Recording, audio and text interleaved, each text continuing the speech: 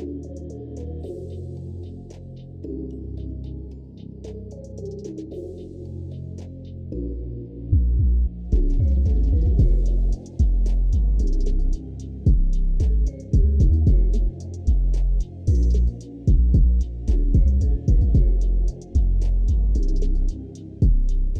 is it not? Oh, there it goes. I guess I didn't click it hard enough. Yeah. Yeah, we're good. All right. Episode 33. That's awful fitting for this episode, wouldn't you say, Bo? It is. It's very fitting. Very fitting. Very fitting. I didn't even think about that till right this moment. I did. I thought about it when I was typing it in. I said, this goes pretty well with tonight. My wife is probably a little disappointed right now. Because we're late? No. Well, probably. But I was fixing to leave the house. Sorry, I didn't mean to talk Kate right here. No, Brad just walked in. I was leaving the house and fixing to leave, and Spencer said, "I want to be on the podcast." I said, I gave him a hug. And I said, "All right, I'm going to do the podcast." And he said, I go with Daddy. I want to do the podcast. And so, yeah, there's Caden. What the heck? Yeah. Well, as soon as we walked in the shop, he saw Sprint Car, and then he saw Pops, and then Nene was out here, and he got totally. I will say he was done with it. It was his choice not to be on. We begged him to stay. Yeah, we did. We begged him to stay. I was like, "Come on, Uncle Bo, and Gunkle B." He calls Brad Gunkle B. He couldn't say Uncle when he was a baby, so he would say Gunkle B. So he's Gunkle B. Well, it started as Bumblebee. Yeah, Bumblebee. And then turned into Gunklebee somehow. Yeah. Maybe Caden started saying the Gunklebee, and he started repeating the Gunklebee. I'm not. I can't even remember, to be honest. Started as Bumblebee. I forgot. I did forget that it started out as Bumblebee though. Transformed into that somehow. I don't remember how, but it did. Well, which one do you prefer, Bumblebee or Gunklebee? Gunklebee. Gunklebee. Yeah, You like I Gunklebee? prefer Gunklebee. Yeah. Okay. Well, Uncle Bo and Gunklebee was here, and I tried to say, hey, they're gonna be here. We can talk with them, and he loves Spencer Baston. Obviously, whenever he likes to watch the outlaw race that Spencer won earlier this year, and he pretends he's winning the thing. He's like, that's Spencer Hanks. Spencer Hanks wins. He loves to watch that race. So I thought that's only happened one time this year. Well, hey, I mean, there's a lot of year left. So yeah, it's a lot of year left, but it's more than I've ever won. So hey, but anyway, yes, I'm a little disappointed he didn't stick around, but he saw Nene and took off. But anyway, we got to run him home soon. It'll be bedtime. But anyway, we're here. How was your weekend? What was you up to? No racing for either one of us. No racing this weekend. We didn't. I just watched the Outlaws Friday. Watched Chico and Silver. They call it Silver Cup Friday and Saturday.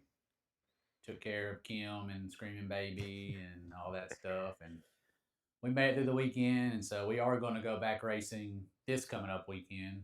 We're going to just North Alabama on Friday night and an Extreme Speedway in Moulton, Alabama on Saturday. I'm pretty pumped to get back there because last year we won the heat, won the dash, and led like 15 laps in the feature and kind of faded at the end. And if the track trends the same direction, I think I got a pretty good idea of what I need to change up to stay fast the whole feature. So Crewing yourself this weekend?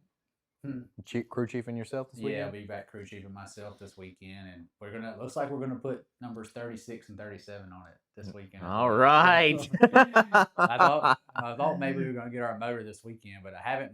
Tony didn't tell me we got it back, so I'm assuming we didn't get it back yet. So it's still Monday. And we did find. Tony sent me a photo or a video, and we had a big hole in the radiator, so that's why it got hot. It was spitting water out of the radiator because Hattiesburg has got massive rocks in it. You can just see them laying on top of the track everywhere. And so we got. Did y'all see that? Not to change the subject off of that. Did you see that rock in the side? Oh of that? yeah, that was wild. I don't even think it was a rock. I think it was a big clod of mud clod. But golly, man, yeah, that's like the late models. They got those. They got what they consider their rock screen, but it's like 3 big bars that come up. It's not like a full. It's not an actual rock screen. Like we have, like mine's. Mine goes up, down, and across. Something like that might have stopped. Something like that. That's pretty. They said he was okay, but he had a cut up face and stuff like that. But I bet. He didn't have a helmet left. It needs to make it an open. It's going to be an open face helmet now. That was one of the worst ones I've seen. I've seen them make a hole in the shield, where that whole shield was blown out of that. You don't think about late models throwing up quads that big though. Yeah, they really don't. Yeah, that track was really fast over the week, or they raced Wednesday, Thursday, Friday, Saturday, and it was pretty fast every night. Makes you wonder if maybe a tire got low or something, and that the wheels will cut out divots and chunk them. Yeah, especially the way that mud was. It wasn't like somebody kicked it up with a tire. It was almost it got dug out somehow. Yep. Oh, he's doing it. I don't even know if they can hear this. Probably can't hear this. They probably can't hear it. Let us know in the chat if you can hear this. They can hear that.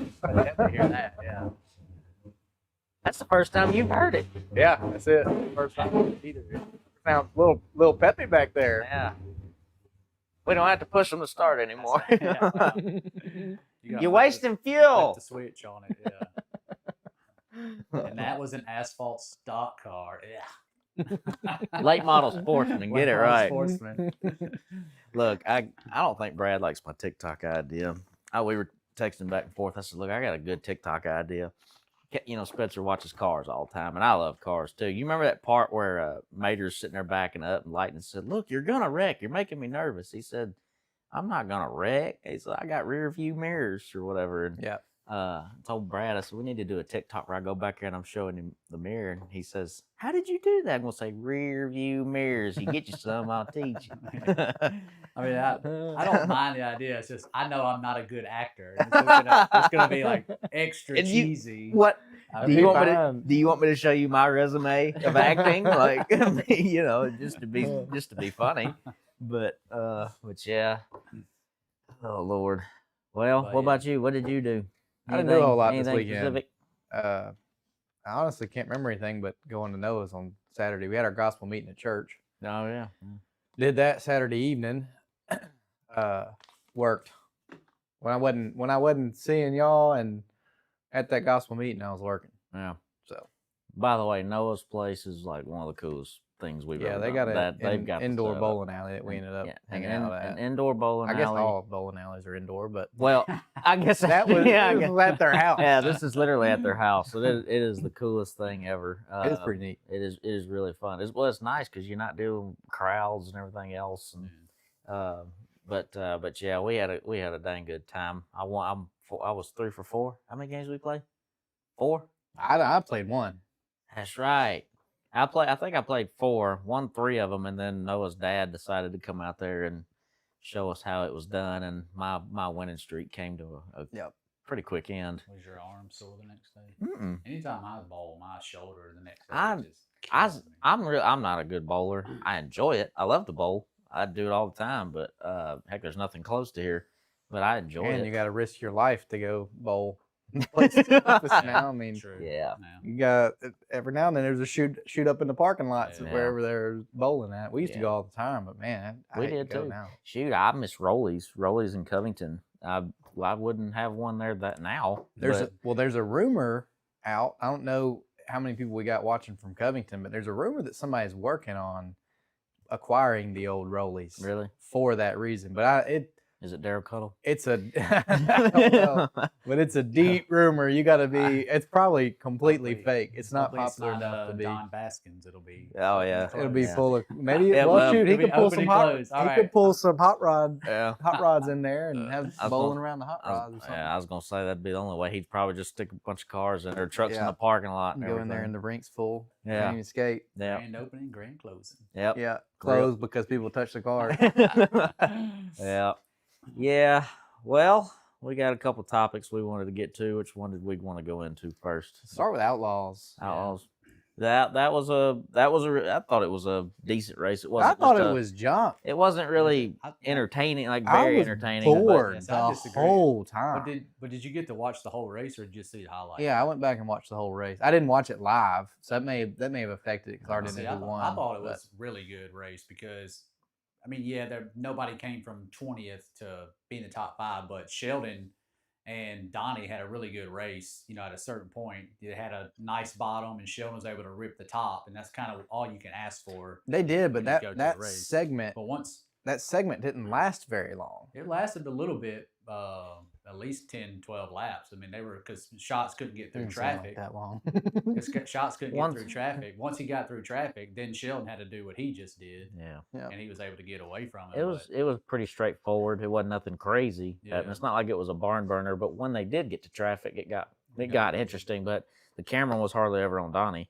You know, I mean, he was kind of in his own little world there once he got away from Sheldon. And so they were just, you know, watching Sheldon and Carson and David pretty much. I mean, I was very conflicted because I wanted to see Donny Schatz win, but I'm also a massive Sheldon fan, so I didn't know who really to root for. But at the end of the day, Donny Schatz won me over. I just wanted to see him break that winless streak and get that off his back. And, I agree. You know, be able to just forget about that and just start racing now. I'm gonna have to worry about when am I going to get my next one. I mentioned in our chat earlier today how impressed I was. I'm not a Donny Schatz believer. I want to tell everybody that. I don't know that this is going to be his comeback year or whatever. Obviously, he's in a better situation than he was. Good start. And he has started well. He's actually started really well. Yeah. Finishing where he's finished. Shoot, he came from the back. Volusia, if he starts any further forward, he probably might could win there. That's what's been impressive to me the most about it is his ability to charge through the fields like he used to be able to do. Yeah. Like towards the end there, the Stewart car, he couldn't ever do that anymore. That used to be his thing. He could float the middle, do whatever. But with this combination here, whatever they got going, he's able to do what he used to do and be fast with it. They've obviously found something comfortable that makes him comfortable in the car. But I wanted to comment on his post race. Brandon told me I didn't watch the post race until Brandon told me to go back and watch it, and because he said he was emotional. I didn't see the emotion that Brandon was talking about. What I saw was a guy that was 100% prepared to be in victory lane this year. Like, he did not even, everything he said, it was like, I couldn't have imagined anybody saying, he wasn't surprised. He was just in victory lane. Like, this is where I'm supposed to be at. I saw a lot. Very impressed. I saw a lot of relief to me on his face. I mean, I do think there was a time where he probably wondered if he would win again. Well, honestly, he's heard all the noise and he's wanted to shut everybody up. But the only difference about that victory lane is like he was his normal self while he was interviewing and stuff like that. He got up and did his normal wing celebration, but when he got out of the car, he saw the two crew guys and he ran over and double hugged them, and that's something he doesn't do after just a normal Friday night win. Like it was Knoxville Nationals, maybe, but that was where the emotion came out, in my opinion. Is when he went over there, I can see that. He wrapped them both up like we just did this, you know, and that was where I saw the emotion. Honestly, come out. I thought he was happier about that than I've seen him winning some of the nationals, like the Knoxville Nationals. Like it was almost like, that's I win another one, but that one the other night. I think he showed a lot of character in that too. I mean, at a time where he had the opportunity to say whatever he wanted to say, and it be completely. Oh yeah, he could have been like Tony Stewart, suck it. You know? He could have said anything he wanted, but what he stayed focused on was his game, and their plan. Yeah, he didn't come out and talk about, see, I'm not washed up or anything. He didn't come out saying anything. He fully negative. expected to be there. He fully expected to be there. I believe that 100%, which says a lot about the man because he is old. He's on the backside. How old is Donnie? Do you know? We said it on the podcast one day. Did we? I can't remember what it was. I can even look it up. He's somewhere in his 40s. You gonna look it up there? He's closer to 50. Yeah. I don't know how old he is. Shit, he's been racing Outlaws since 2001, right? Interview, he's 48. Yeah, 48. He'll be 49 in August. Yeah, anybody's interview he's done, he did one with one of his buddies he calls Landman, and they kind of talked. It was a whole hour podcast, but he basically said the same thing. He's like, I know I can still do this. You just got to have the right group surrounding you. And basically, he said it without saying that I haven't had the right group around me the last couple of years. We haven't meshed. We haven't gotten along. Been miserable for everybody, basically. And so, Barry Jackson's been around forever. And that's something that has kind of been lost in all this is CJB. That was their first win since 2023. Yeah.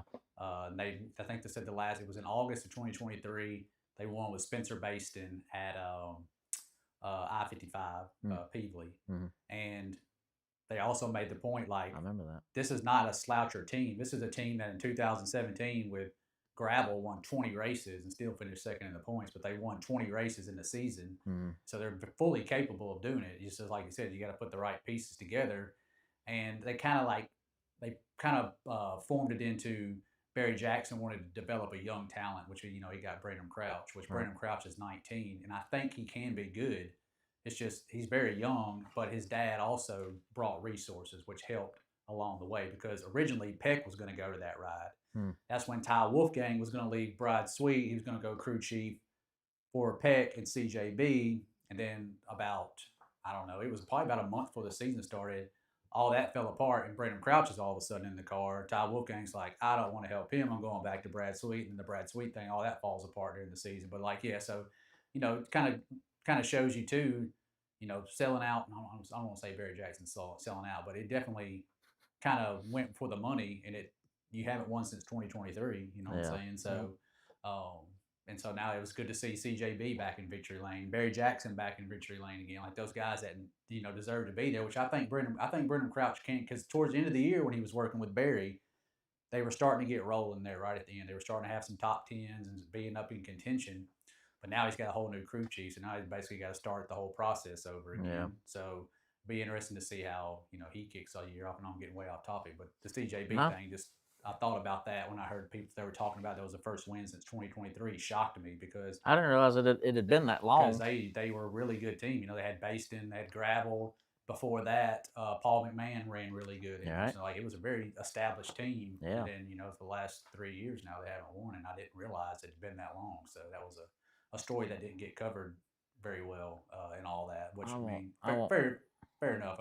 Donny Schatz kind of overshadowed CJB winning or whatever, but that would have been the perfect transition. But I'm not gonna go. I'm not gonna go to that story yet. But I'm happy for Donny. It's kind of like Kyle Busch. It's just your Brad Keselowski or just any of the old guys that seem to be kind of fading out. You just want to see them win. And I personally, I'm the same way. I never really have been a big Donny fan, but just knowing like all the talk that's been surrounding him for the last year, not winning as much as he was, not dominating like he was, and I just kind of hated to see everybody putting him down. And he's arguably probably one of the best, if not the best, to ever do it. Championship. And and the link that he's been driving is like Tony Stewart-esque. Yeah, they're on the same level as far as driving, except for driving a sprint car is a lot more.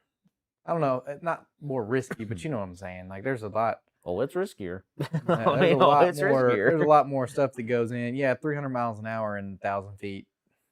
It's pretty risky. Anybody can drive a straight line. When it blows up and you lose control and you're so long for the ride. I'm going to clip that and then put it on social. We'll see how much hate I get. It's a total joke. Calm down. And another big storyline was David Gravel's night, like how bad that was. He was back in 17th forever. Yeah. Then he finally started clicking some off, and he got to 11th.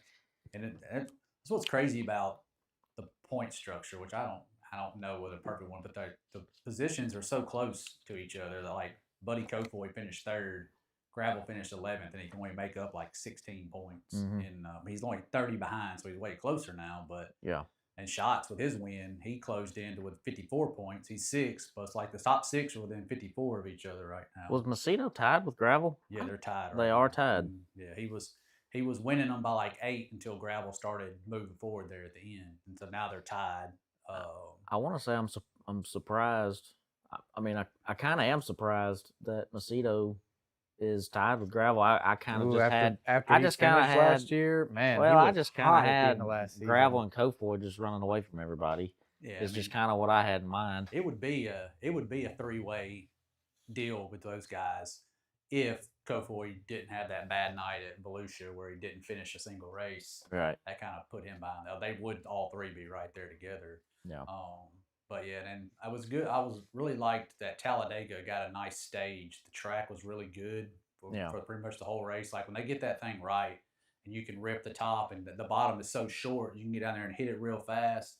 They can race really good on it. And qualifying, like I watched all of qualifying, and it was awesome because some guys went fast in the bottom, some guys ripped the top and went fast, and it was cool to see Talladega get their own little stage for the night because really nothing else was going on. Yeah. And I really enjoyed going there and racing, and so I was glad they got. I've never been there.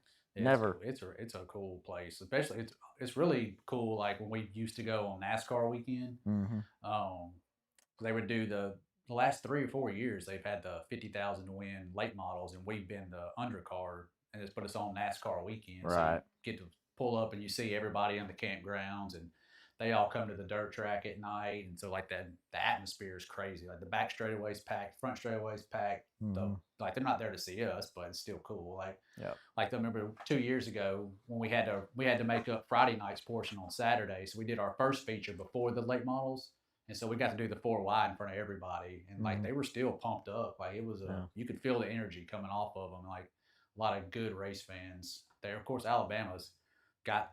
I mean, there's a lot of late model country, but they got really good fans there in that area. And Brad, I'm sorry. What were they there for again? They were there for the late models, not NASCAR. Oh, okay, all right. The people in the dirt track were there, definitely there for the late models. Yeah, I'm pretty sure every one of them was over there going rooting for Cleetus McFarland. Oh yeah, over at the NASCAR track. But shout out Donny Schatz. Yeah, definitely.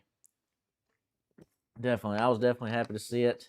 What was the drama that you were talking about earlier in the late models? I hadn't heard about this yet. What were you talking about right before we started? You said you wanted to bring this up, and I was like, I hadn't even heard about this. What was it? Oh, I mean, I don't know, nothing crazy, but they had Golden Isles, which is in Georgia. They've raced 4 straight days. It's Wednesday, Thursday, Friday, Saturday, and Jonathan Davenport. Call him Superman. He's one of the best late model drivers ever do it. He won 3 of the 4 nights. Well, he broke Scott Bloomquist, Lucas Oil win record. Okay. And he because I don't know if you know, Scott Bloomquist made the crotch chop thing. Like every time he won, he would get out and do the crotch chop and all that stuff. And so he got out, he did the crotch chop or whatever when he did a tribute to him. But then there was a big discussion, I guess. The Lucas Oil, I guess during some of their bigger shows a few years ago or whatever, they would do split fields. Like I guess some would run Thursday, some would run Friday, and then they'd have the big one on Saturday. And Davenport, they counted those half fields towards his win total. Where Bloomquist, they said a lot of his wins were full fields.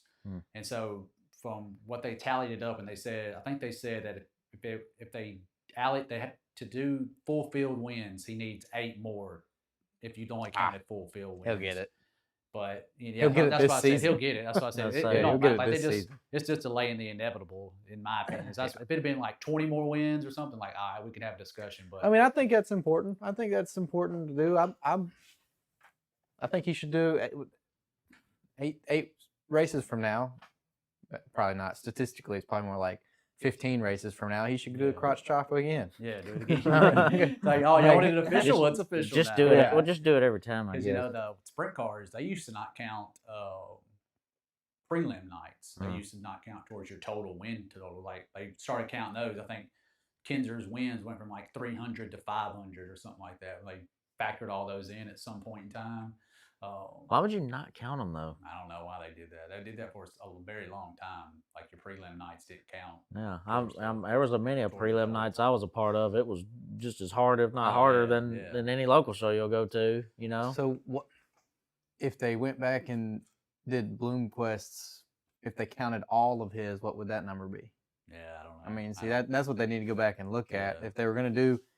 I think it's important. Ask Grok to differentiate between the two. He probably would. Yeah. He probably would. But also, I mean, Golden Isles was like it was like a great example of what a track you would kind of want out of it. Like it didn't get black slick. Was another thing I wanted to talk about. Like it didn't get black slick. It had moisture in it. Like we talked about the Freddie Carpenter Shields. Like usually late models, or sprint cars too, like it gets dry and blows dust. You won't see that type of wet mud getting thrown up. The track every night from top to bottom had moisture in it. But if you had to go all the way to the wall, or you had to get all the way on the tires, or they could float the middle too. I was about to say there was some floating through the middle that impressed me. I was like, dang, pretty wide on the stuff. Throw sliders and do stuff like that, but it was wide enough to where the tackiness didn't matter. Yeah. Because you had to go way up to do it. You left doors open and stuff like that. Or if you're going to have a tacky fast racetrack, which trying to take me into the Chico thing, the Silver Dollar over the weekend, that thing was hammered down all weekend, just around the tires. Couldn't do anything else. Everybody's balled up, and it just makes for terrible. Like, I don't understand how California can be like with the driest state in the country, but their tracks are just super wet all the time, just hammer down fast. And Brad Sweet runs Chico now. You would think on Friday night, Saturday night, we need to make some adjustments, guys. This thing was hammered down all night. And it was just hammered down again, the same thing, balled up, couldn't pass. And I was like, if you're going to have a fast track, you need to take a look at Golden Isles, which I know Chico's small, but anyways. Those are two different climates, though. Yeah, now, it's like. I mean, that's a big change between the two climates. I guess now we know how they couldn't put out the house fires all out in LA and everything because they were being used. All the Chicos got all the water. Chico and Placerville got all the water. It's like, all those millionaires and billionaires, their houses burned down because Chico took all the water. Golden Isles, like every night, had a banger of a race. Like on the last night, a 17-year-old kid, Trey Mills, was leading the thing and got up in the fence and flipped up on top of the wall. That's pretty wild. That's about 7 laps to go. He was from his biggest win ever, and that was a cool little 25,000 to win, I think, is what that night was. So that's a pretty cool little story. So I mean, looks like he's going to probably be one of the next ones to come up. And another crazy thing was they left it sitting up there for the last 8 laps of the race. Yeah, they couldn't get to it. Really? They left it sitting up on top of the embankment. I've got to start brushing up on my dirt late model stuff because y'all know Look, all of it. And I don't ever see any of it. You got to pick and choose what you're. I mean, you're gonna have to start y'all are gonna have to text me and say, hey, this is on, or send me clips because I don't ever see this stuff. Well, this past weekend was a good weekend to tune into because the track was so good. The racing was pretty good. Even Hannah was like, she commented on, she kind of liked it. I mean, it was cool. And I'm anti late model. I'm watching it because I don't know. I think it was the only thing on. I actually think this is one of those instances where I watched it on YouTube. I'm paying for flow, but I watched it on YouTube, which I'm not hating. I know if they're gonna grow their purse, they gotta do it. I guarantee this weekend the programming will not be on YouTube. You're gonna have to pay for that one. But it was cool. I mean, it was really good racing. But every late model race is not that good. So it's like I would say every sprint car race isn't good. It's just everything else. It depends on the way the track plays out. Yeah. But the late models, sprint cars are very aero dependent. But you might have seen some of it during those races. Like if a guy crossed over another guy's nose, there was just nothing. They would just push up out the groove, or it makes it like a very. Like we have to think about where we're placing our cars as well, but they really have to think about when they're going in that corner. Is this guy here? Is he going to cut my nose? I can't follow him in. I got to go where he's not, because they have to really think about. And you're talking about late models? Yeah, each move. Because they're that dependent on air. Are you kidding me? I didn't think they. Dude, that whole I can see is designed. I can see on a big racetrack to create downforce. How big is Golden Isle though? How big is it? It's pretty big. Yeah, is it pretty big? It's not massive, but it's not small either. I can see a semi-decent big racetrack. Hannah commented on that. She's like, I don't like how those cars look like they're shoveling into the ground. I'm like, that's how they're designed, is that front right. The air is supposed to flow from the front right to the back left. And if you look at it, when they're in the corners and they're set, they create a giant air wedge that creates downforce. And it's a substantial amount of downforce. If you look at the side, if you ever go stand in front of a late model, this right side is skewed. Yep. Like that. Like it's crazy how skewed they are. There's rules you can get jacked on that skew too.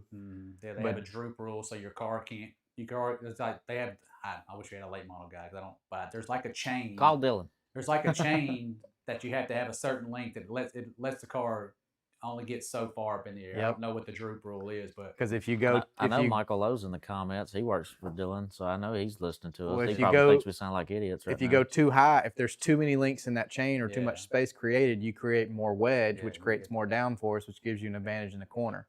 Because you'll notice when they go in the corner, that's when they set up. That's when that front left or that rear left kind of drives up underneath the body and pushes that car up. It's to create that downforce around it.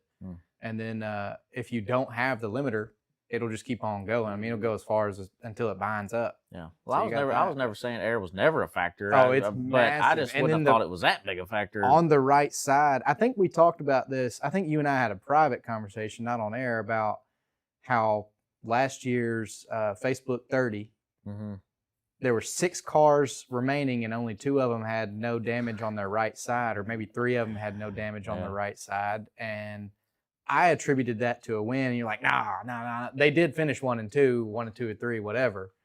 But that, when you're going around the corner, not only does it create that shovel, but that when they drift that back end out, it's designed to create. I mean, they're trying to get off of that corner and go straight, and that air flowing over it. And there's a lot of science that goes in the late model. Like if you watch them and say like they're running the high side, especially at a big track like Eldora, they get up and they knock the deck out of it, like it'll knock the right side of the spoiler off.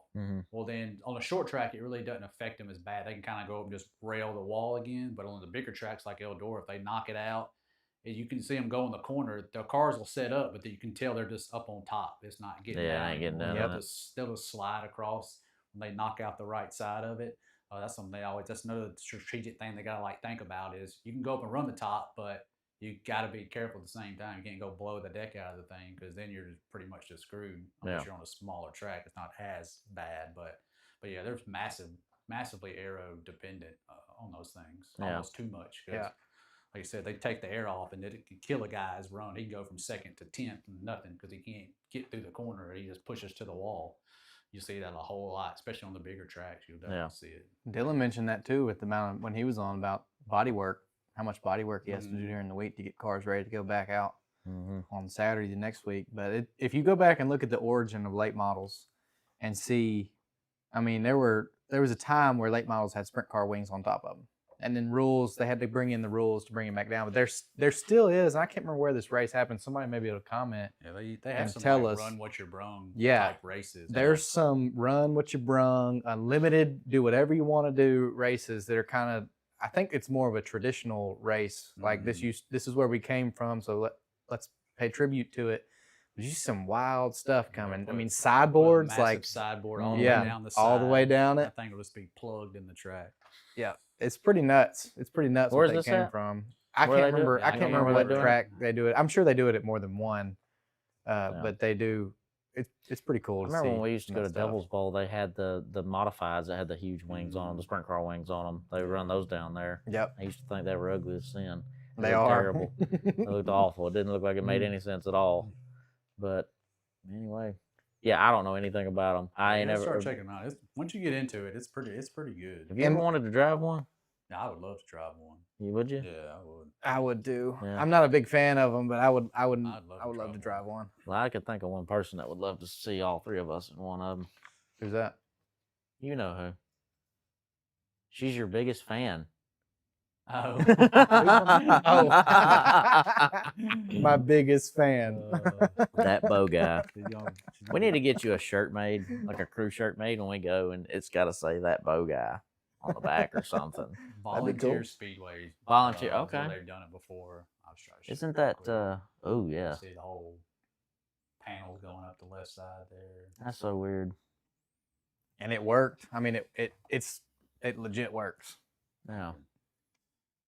But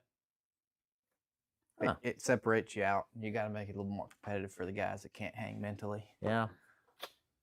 What else we got? That's my late model. Is that all your stuff? Yeah. That's pretty much it. Let's get into the meat of it. Let's get into our NASCAR conversation. I know how excited you are about this. I think you've got some opinions on this too. You said you wanted to save it for this, so I'm curious. Well, it's more so about him saying Donnie didn't show any emotion in victory. Oh, is that what that does? Okay. But I do have some thoughts about Cleetus as well. Go ahead, Bo. I know you're itching. No, you can go ahead. You were the one been talking about on Facebook all week. I'm gonna let you go ahead and get into it. Starting all that. Y'all go check out our comments on our Facebook page. Brandon, I told him earlier in the week, I'm glad you logged out of our Letter E account before you started posting all your opinions. I'd actually kind of done that by accident. Okay. It was a lot of boo-hoo energy. That's what I saw. It was not. And whoever that guy was that said that in the comments, I'm putting him on the board. My board. But, that's my buddy Chris. Shout out to you, Chris. Oh, you know the guy? I do know the guy. Oh, my goodness. But anyway, So yeah, Cleetus McFarland comes out. It was Tuesday, right? I think it was Tuesday. Yeah, Tuesday? he was on DJD. So Yeah. Okay. I couldn't remember if he. I think he announced it before that, but I think it was all on Tuesday. Well, yeah, because Junior, they usually record on Monday, but I think it releases Tuesday. Maybe that's what it was. Something. Maybe that's what But it was. anyway, so Yeah. Cleetus McFarland comes out. It was imagine not understanding marketing at all in the slightest. Yeah.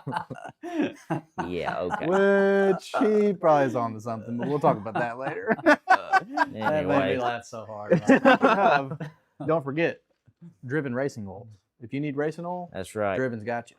Right now it's in the car and stuff. Is why the bottles aren't up here. So. Yeah. Yeah, we changed oil earlier, and I guess that's why he wanted to fire it up. I guess I don't know if he wanted to fill the filter up or what, but yeah, we got Driven Racing Oil as our sponsor on the podcast this year.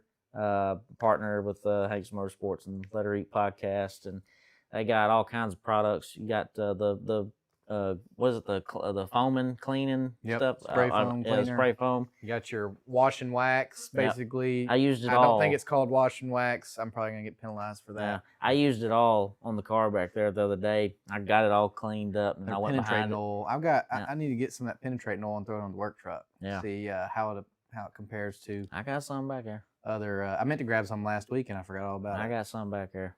I'll let you use it, I guess. Anyway, we get a review going on that. Yeah, but anyway. But go to, make sure you go to drivenracingoil.com, use the code HANKS10, and you can get 10% off that order. But anyway, all right. Back to it. Back to it. I just got to derail this there. No, you're good. We need to do that anyway. To derail. But, so, yeah, I see the announcement gets posted on What Facebook. is the announcement? We haven't even said exactly what the announcement is. Cleetus McFarland has got a 2-year deal to run 3 races with RCR in the Oreilly Series. I keep wanting to say Xfinity, like everybody else. But it's the Oreilly Series now. Most people probably relate more to Xfinity anyways. Well, no, most of them call it the Busch Series, is what they call it. That's what I still call it sometimes. It's still the Busch Series or whatever. So I read that and I'm just like, come on, you've got to be kidding me. This guy has run not even 20 laps total at Daytona in 2 of the races and didn't finish either one. Wrecked the truck, wrecked the ARCA car. He did finish 1. I think he had a cylinder down, though, so he was back there in the back most of the time, so he got to stay out of trouble. Didn't have as hard of a time, so he was able to finish that one. He wrecks half the field at Charlotte, starting on the front row on a restart. It wasn't half the field. It was two cars. It was bad, but anyway. And it was even one of my favorite female drivers. I wasn't really happy about that. Anyway, so he spins the tires terribly on this restart, and because he's never done a restart on used tires. And or on the front row. Again. I mean, so he's clearly not ready, and yet he keeps getting moved up fast, up all the national ranks. And I mean, we're bypassing all these people that have been racing for years, and RCR calls him and wants him to drive the car. Hang on, I'm waiting. You got the table, brother. I know why they called him. And after listening to the Dale Jr. download, and Gluck had Ty Dillon on. Did you listen to that? I did. You did? I listened to everything, Did dude. you? Okay. Well, I did too. Everything. I did too. But after listening to both Cleetus and Ty, I was never mad at Cleetus. I don't care. I'm good with Cleetus. It's nothing toward Cleetus. It's the game, and that we're sitting here playing. But you know, how do you become a YouTube star and just jump right into the National Series, and you're bypassing all these people that have tens of thousands of laps on you, won race after race, national races nonetheless, and just hop right into the best. Now I know why RCR called him. They want the views. He's got more subscribers than pretty much every NASCAR driver, if not all of them, right? He has more than all. Yeah, of them. But see, he has more than any of them. Yeah, 4.5 million. And listening to him on Dale Jr.'s podcast, when he said, you know, like, if I was one of those guys, I would be upset too. Okay, he's like, I totally get it, but he's like, how do you say no? And I agree with him too. If I was in that same spot, I'm not saying no. There's no way I'd say no. Now Brad says he'd say no. I totally don't think he would. No, if I had to dress up in an Arby's uniform, No, or a I asked Chili's you. cowboy I don't want. outfit, I don't want to yeah. get off topic, but I asked you one time. I said, if Rick Hendrick called you tomorrow to replace you, he was going to replace Kyle Larson for some reason. I said, you wouldn't drive that car. And what did you tell me? I don't think it was because of that. The only time I've ever said I wouldn't do it is if they made me dress up. Like no, an idiot. you told me. Look, I will say, Cleetus said he so. would say no to a cup ride too. He said he would say no to a cup ride. He said he would say no to a cup ride on DJD. Yeah. Yeah. Well, he said that would be as tempting as it would be to go race cup. He said that would be, he feels like that would be irresponsible. well, what I do like, because at the time I didn't know that he had said this. He had said on the podcast that he was getting a late model. He was going to do a bunch of testing. They're doing a lot of sim work with him, as they should. They need to be prepping him like crazy. You know, if you're going to keep pushing him, again, I'm leading to what Ty Dillon said. Ty Dillon said on the Glutcast that, you know, okay, so we're having a tough time making all of our drivers, you know, superstars, or, you know, making them famous or whatever, however he worded it. I can't remember how he worded it, but basically they're not popular. Well, he's like, well, why can't we take somebody like that already is a superstar and make him basically a really good driver? You know, we can make him one of the best. Somebody that's already a good driver. Somebody that is already a good driver. I mean, let's not act like this dude can't drive a car. No, I never said he couldn't. Go look at any of his content, and not just straight line stuff. Go watch. He just released a Blackwing video the other day. They got a Cadillac Blackwing, which I don't know if y'all are big Cadillac fans, but that's probably my favorite production car at the moment. Anyway, it was wrecked. They sent it to a drift shop, and the car control this dude has is insane. One of my favorite videos to watch them do, you remember the one with Tony? Was it a Mini Cooper? They were trying to drift and park it. Oh, yeah, the hard park. The hard park. Yeah. Oh, that's a hard park to spark. It was so good. Yeah, I remember Yeah. I watched, I think, one of those videos. I couldn't remember what it was. But again, like I said, I'm not hating on the guy. I love the content. I'm into what he does. Like I'm all for him. But man, they're rushing him quick. But I see Ty Dillon's points. Like, okay, if we can get him in here, and start like training him and make him great. Maybe that's the new. I was going to give Ty Dillon a shout out simply because his granddad should probably receive credit for the greatest thing to ever happen in NASCAR. Talking about Cleetus? No. Oh, what? Oh, Dale Earnhardt. Yeah. Dale Earnhardt. That is an RCR product right there. Yeah, somebody else could have picked him up, and it would have been equal, but they didn't. So. And this guy's motto is literally raise hell, praise Dale. That's literally what this guy lives by. So you're looking at generational greatness right here. Ty and Austin get some flack in the NASCAR community, about the same as Ty Gibbs does. Silver spoon. Yeah, just kind of handed to you. And I agree a little bit. All three of them, I agree. They get a little bit of opportunity because of who they're related to. Hey, that's just the way the cookie crumbles. Yeah. And you make the most of it. But when you hear a guy that's thought through this process, like you listen to the Glutcast, and which is a brand new podcast y'all should go check out. I honestly like it better than Teardown. I agree. I think his style around it is cool, and it's live like us. Well, that, and I'm not a Jordan fan. Oh, Jordan gets on my nerves. I like Jordan too, but anyway, back to what I was saying. I think it's cool to see. I think there's vision in that family. I don't think it's an accident. I think it's meant to be. Oh no, they're playing chess. They're playing chess. For sure.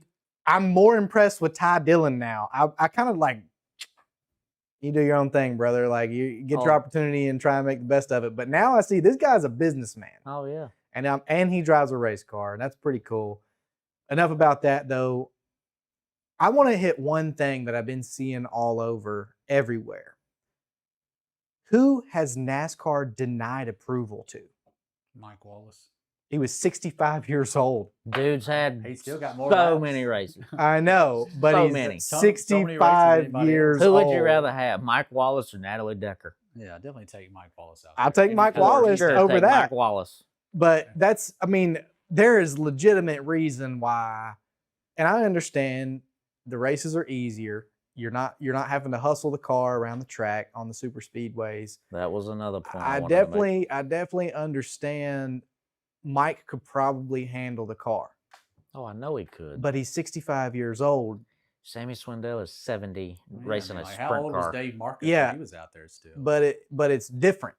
Sprint cars are bottom tier cars. This is NASCAR at the highest level. What? They are. Get out of here. They are. Way more radical. They're way more radical, but there's less people. Nobody knows about sprint car racing. What has that got to do with anything? When you're sitting there, do you want another Dale instance? There's an argument to be made. Nobody knows about NASCAR racing either. Well, there's an argument. Apparently, your buddy Chris didn't even know what an Oreilly Series was. Yeah, that's wild. I should have. That's my fault. I'll let you down on that. But my point is, if Mike Wallace gets in a bind with somebody else, I know he can handle his own car going around there. But if somebody collects him and he hits the wall, and we got another freaking Dale Earnhardt situation because he's 65 and the muscle tone in the back of his neck ain't what it was when he was 35 or 55. I mean, 10-year degradation between 55 and 65 is a lot. And if you haven't been in a car, I think that's a legitimate safety reason. He races all the time. He's been racing. It's not like he hasn't been I racing think nothing. that is still a legitimate reason for NASCAR to deny it. I don't agree with that. I think he was fine. I think he But was fine. maybe he was, maybe he wasn't. But I'm not going to hate on NASCAR for making a safety call. That's what they did it for. They said it was safety. To me, if they want to make a safety call, then they don't need Natalie out there. I agree. That was another one of my arguments. Like, so you've got Mike Natalie had been out there Decker saying wild stuff too before all that happened. Well, he did, that but probably there might have been a politics thing in there. Still, I can still see that was before the new regime took the over. new laws. Well, yeah, the new laws. I can still see 65 is old to run 200 miles an hour around the racetrack. I mean, do you want it? Do you probably want it? No, but he would have been fine. See, he that's at least it. Stayed out of trouble. That's it. Do you probably want it? No. Yeah, that's enough. But do you want a guy that can't make more than 7 laps in a truck? Yeah. Around there? Because 4.5 million people watched that video. It doesn't matter. Because then do you not remember Larson going through the fence at the start finish line? I mean, the cars can go airborne. But here's the thing. We've got two. Let me just, you brought up Natalie Decker, so I want to put it side by side. Natalie Decker wrecked under caution. Yeah. Yeah. She wrecked under caution. Yeah. Destroyed her car. And Sam Mayers was already destroyed. But and then blame Sam. It was never her fault. That made national media. Cleetus in the truck race, which was less viewed, less everything. It's not as prestigious. Also wrecked his truck. He didn't wreck anybody else, but he got out of the truck. He took the responsibility for it. Yeah. Do you know who's been talked about more? Natalie Decker also showed her boobs. I mean, they were covered, but her titties were out. Yeah. During Daytona week. And who's had more coverage? Cleetus. I agree. I don't disagree with anything other than the fact it's like, dude, this really isn't right. I want to bring up Catherine Legg. What business does she have racing in NASCAR? In the Cup Series, she doesn't. In the Xfinity Series, she doesn't. She can't even make lap time, and yet she's approved. Yeah. And she's running, I think she's running races this year. Well, that's the argument, though, is the approval process sucks. I say there is no problem with the approval process. Do I agree that everybody should get in? They approve somebody because he has a ton of viewers. What did they approve Catherine Legg for? Because she was a woman. Exactly. What did they approve I Corey think we're Day arguing for? the same thing. What did they approve We're Corey arguing Day the for? same thing. Corey Day's my next reason. That is an approval process problem. I don't think so. It is. Because we're gonna sit here and look at Corey Day, and we're gonna look at his record since he's been on track. That's another thing. Corey has wrecked somebody every week. Phoenix was the first race he hadn't wrecked anybody. You know, and he finished top 10. Yeah. The dude's 8th in points right now. Yeah. I kind of agree. If you sit here and cause a bunch of problems each week, you probably should. Carson Hocevar just spent 2 years doing that. He's done it this year. And he should have never been there either. But he's a top tier driver. He's good, but he causes all kinds of problems. But that's just racing. And they could have made an example out of him. They could have. If you go out there and you wreck somebody on purpose, get your butt back in Xfinity or get back in truck. But why would they do that when He brings in viewers. Exactly. I know. Why would they do It's that not when that I the don't- sport is dying? And I mean, Carson and Corey Day's turned a lot of laps. He can drive a Oh, car yeah. on dirt. Oh, yeah. Putting him right into Xfinity. He never even. I mean, he's drove truck what 6 times? Yeah, I don't even. Did he ever even drive a truck? He's driven a truck, but he was not a truck driver. It was very few times. He was not a truck driver. But I don't see how you can can say Rick Hendrick is not guilty of the same exact thing. Here's the crazy thing was that Corey Day, who is one of the best on dirt, one of the best, gets an ARCA car. Did he win an ARCA race? I don't even know. He never showed out. I can remember. Richard Petty will say, "Don't even waste your time going to ARCA." And he had one of the best pieces of equipment you could have, and still didn't show out. So to me, he should have stayed there a little bit longer. But well, Richard Petty will say, "If you're going to race Cup, go race Cup." I just don't understand the obsession with moving people faster than they should go. Because if you have a winner, like, and I'm going to go back to Corey Day because I think Corey Day is an excellent example. I think he and Cleetus, their amount of wheel time is similar. And they're moving disciplines. I mean, Corey probably has more wheel time than Cleetus. That's probably, I don't know. Corey's 10 years younger than Cleetus, dude. Yeah, but he races all the time. So does Cleetus. Not to the same level. Dude, I don't care what you say. Car time is car time. Wheel time is wheel time. I understand there's some differences in it. But would you agree that oval track racing has a totally different discipline than what drag racing is or anything else? Yeah, I would. It's totally different. But what you're talking about, a guy that's he's not only running ovals, he's getting all kind of cars. When is he running ovals? He owns an oval track. He races a Crown Vic. He does not race a stock car. He races everything. I understand that a stock car load's different. I really understand that. I've been studying it. So I understand. It's a street car. I understand that the cars don't handle exactly the same, but we can't even have the conversation of wheel time makes a racer if we can't say that wheel time makes a racer. If we're going to sit here and say that Christopher Bell and Kyle Larson come into the season with an advantage because they spent the last month and a half on dirt, then we can't not say that for everybody else that drives in any other discipline. Yeah, but look at the difference in the cars, like a Crown Vic with 300 horsepower, if that. But I understand compare that. I understand that. But I also understand that there's a lot more that goes on than running a Crown Vic around the track. And when you compare asphalt oval racing, I know I'm not trying to justify it on the Crown Vic or on the Nissan Altima. I'm not trying to justify that because I understand that they are not similar at all. The way the bodies work, the way the roll happens. I mean, it's two different cars.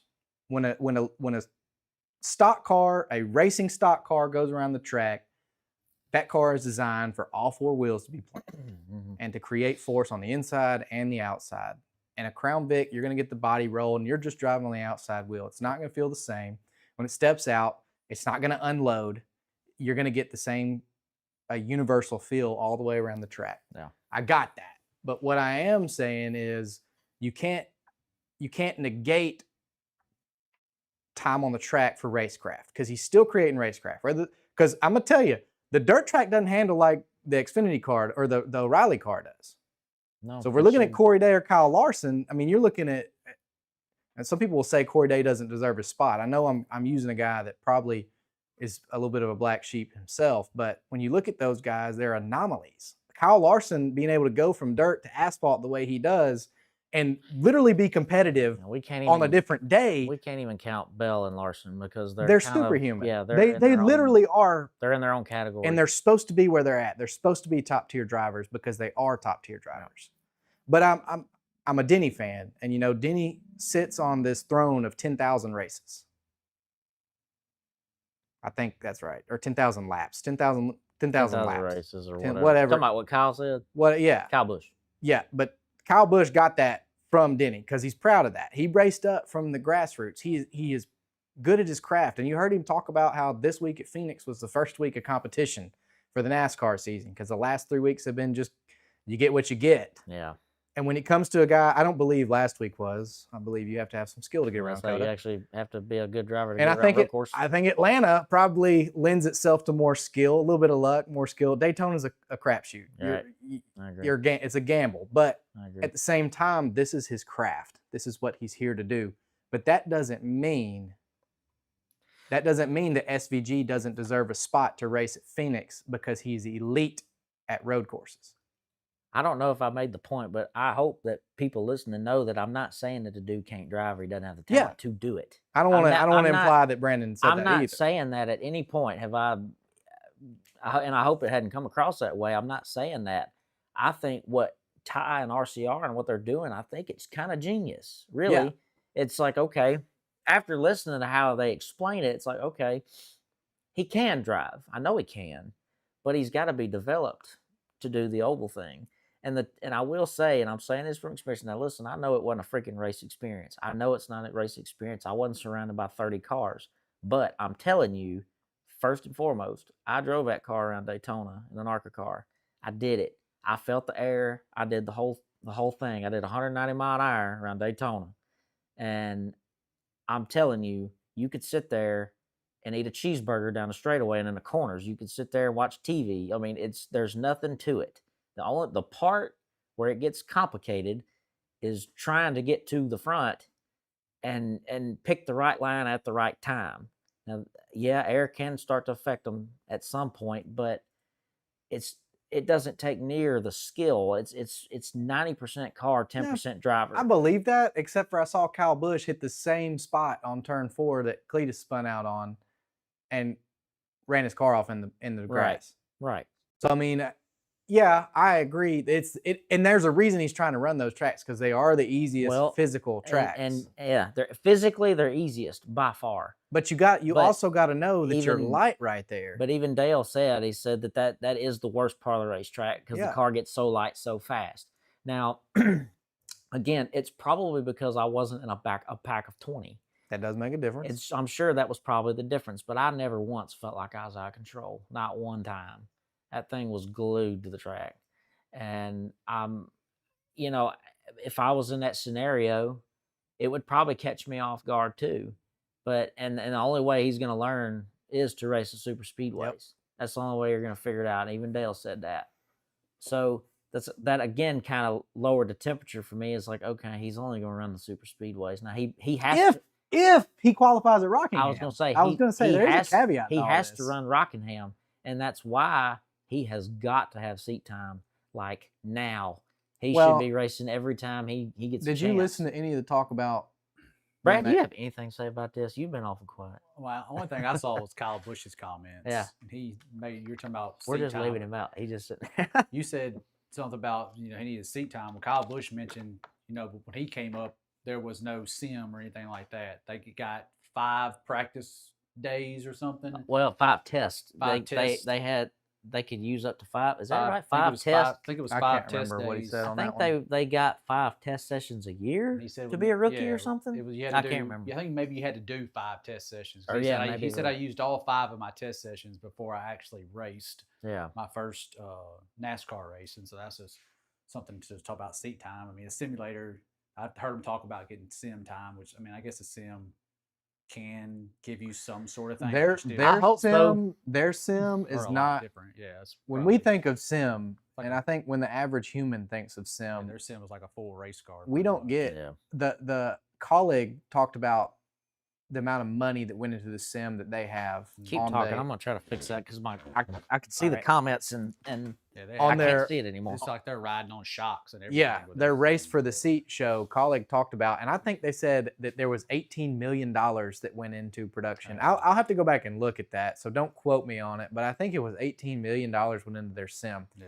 So we're talking about sim. We're not talking about our PlayStation setup we have in 2005 to play Need for Speed on. Yeah, it's definitely. We're talking about stuff that gives back. It's giving you input so you can feel it. But Cleetus talked about that with, I think, Dale. Either Cleetus talked about it with Dale or somebody. I can't remember. Probably Cleetus. But anyway, they talked about overlaying his data with Jesse Love. That was and that was Jesse Dale. Love was driving it. I don't remember what track this was at, but Jesse Love was driving in the corner another 270 feet before he got on the brake. And that was where, Cleetus got his time up by tenths. Yeah. Just by overlaying that he data had and having something there to compare show it to. him. Right. You know what I mean? And Dale's point was you're never, ever, ever going to be prepared for the next level by racing ARCA. And I thought, like, dang, yeah, that's harsh coming from Dale. Yeah. But at the same time, you look at it and you see these drivers that are coming out of ARCA and doing well in trucks or getting more than one opportunity in a truck. They're also backed, like the Toyota drivers. Talking about Carson, they're in development. Hocevar, yeah. They didn't even see a reason to put him through Xfinity at the time because the truck is so much more like the Cup car. And the Oreilly car is kind of its own thing. Yep. And so that was why I was like, okay, well, there's no need in dragging him through the Oreilly Series because he's not going to learn anything. It's not going to prepare him anymore. So that's why they took him from truck straight to Cup because they thought it fit his style anyway. I could see that jump, but Carson also proved himself. He went out and he won races. I don't think you can jump Cleetus to a Cup car without getting him some track time. Oh no, I'm not. There ain't no way I'm saying to do that. Yeah, so you're talking about now. You're talking about something that the reason they can put Carson up, or even, there's plenty of names you could throw in here, but the reason they can move Carson up, or even I'll throw what's his name, Blout. Is it JJ Blout or? Yeah, you don't know him because he's in the back of the pack. He drives the 78 car. He's raced 3 races this year. Is that McLeod? You mean McLeod? Is BJ it McLeod? BJ McLeod. BJ McLeod. Yeah, I know BJ McLeod. Why is he able to race up? Because he has the experience. Like, he's got car time. He also owns the car. He makes the calls. Like, he's got the money. Again, there you go. He's got the money to go show up. But he's got thousands of laps. Right. But I don't know his history. He still can't handle himself. I don't know his history. And I don't know what kind of car he's driving. Well, you know he's like 300 pounds, too. He's massive. He's big. He is a big But he's got a lot of lap time to back up. When you say, yes, he's going to wreck out and he's not going to be relevant in the backside of the race, but to start the race, you don't hear anybody complaining about him, even though he's racing in a Cup car. No. Because he has something to back it up. Well, so when you move Carson up, yeah, Carson's a hurricane. He's going to wreck you, but he's always done that. Yeah. That's who he is, and he's good. Yeah. And he has the laps to back it up. So the jump from truck to Cup there, I get it. Well, I get my guy, Corey Heim, jump from truck to Cup. He's not racing Xfinity this year. He's racing Cup races. Yeah, but he hasn't caused any chaos at any point. I know. And he won the most races but last year. But he's also got the resume to say that it's okay. Even if he didn't win it, his record and his time he spent in the trucks and the level of driving that he presented, regardless of win count, even if you take that off, that jump up into Cup is reasonable. Yeah. Versus, you can say the same thing with like Lane Riggs. That dude can control the truck. He can drive a truck. If he moved up in the Cup, I'm not going to have a problem with it. No, there's several other guys that are doing the same thing down there. But Lane has gone out again. He's gone out. He's won races. He's proved himself. He's capable. So I'm not saying I'm never going to say jump Cleetus into a Cup car, but I'm also not going to say that Cleetus doesn't have racecraft, because he does have racecraft. In the same way that I have racecraft. Well, he's got a lot of work to race. He's got a lot of work to do. Well, yeah, he does. He's got a lot to learn about the cars, but he still has racecraft. I feel like it's me. I've run a bunch of sprint car races. If I went to a late model, my racecraft would be totally different. I'd have to relearn how to race. But you still have a foundation. Brandon's about to drive an asphalt car. I'm about to find out real fast. First time. I'm agreeing with you is what I'm trying to say. Yeah. So I get what you're saying. It's like I'm just saying I would know how to race, but I'd kind of have to learn my racecraft. Well, it's just with a late model. It's just like when I jumped in the midget at the Chili Bowl. Now I begged to drive that car before Chili Bowl because I'm like, I don't know how this thing drives. I've never done it, So, and it didn't work out. So I got thrown to the wolves and had to go to the Chili Bowl and learn how to drive a midget. And I looked like a fool on practice day because I'm out there trying to drag the brake to help it turn. You ever had deja vu? And I kept killing the car. Yeah. You ever had deja vu? Deja vu? Yeah, you know what that is? Yeah. Where it repeats? Yeah. You got about 10 more days. Oh, yeah, I know. Oh, yeah. Trust me, I know. I'm All right, Cleetus, what you got there? Hey, listen. I mean, this is Don't the let- same, don't let this him is the race. same I know. thing. You've been approved. I had to. I There just is realized this is happening right here. It's Exactly. happening right There here. is I was no going to approval come around process. to it at the backside of it, and you jumped the There gun. is 'cause no I was gonna- approval process. I was just going to put him on the spot. There at the end is of no this approval conversation. process. Though. There's not. We got a car. We're But you showing got to up. go run it. You got to go run it. And I don't know if somebody called. I know for a fact because you've told me if somebody called you to run a truck, you'd run it. Oh, for sure. That's why I said that about Cleetus. I was like, I don't blame him. Brandon's One priced bit. out truck races. He knows what it costs I to know run a truck. exactly what it costs. And the thing is if you have the money, it's not a secret. right. If you have the money and the connection, you can pay yeah, to drive everybody the truck. knows that though. That's what's Everybody. That's what's kind of ironic about all this to me is they're the guys who are upset about a system that they've kind of created. Yep. You know, and they're just this is what they created. So now, in my opinion, you just got to deal with it. Like, okay, Right. Like you guys. And What do you guys- mean they've created it though? What are you talking about? As well, far as some of them have bought their way in, and now they're complaining about it. They're the same guys who bought their way in. Maybe they've had more asphalt experiences than that, but they still brought something. who to bought get their there. way in though and is complaining?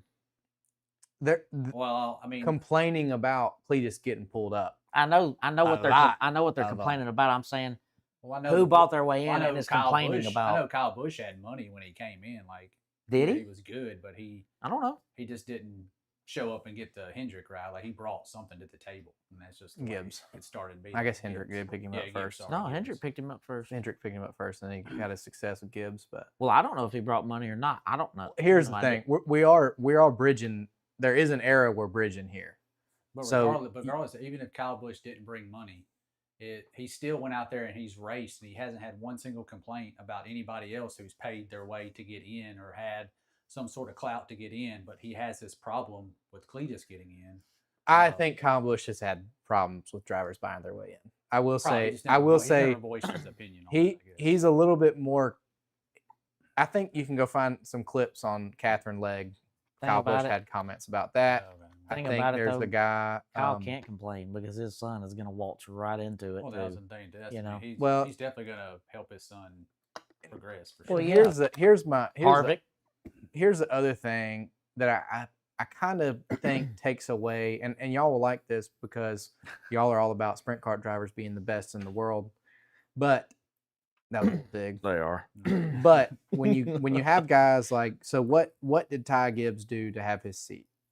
Granddaddy paid his way. Granddaddy had his way, and yet he's competing and competing. But the sucker has done this kind of racing all his life. I get it. And he's proved he can do it. I get it. Dale Jr., arguably, if Dale Sr. doesn't help Dale Jr., Dale Jr.'s not here. Brian Blaney's not here. Chase Elliott's not here. I mean, Yep. you could go down the list. You can, and I think that when you look Senior at did it, make Junior work for it. If you ever listen. Well, He he did. did.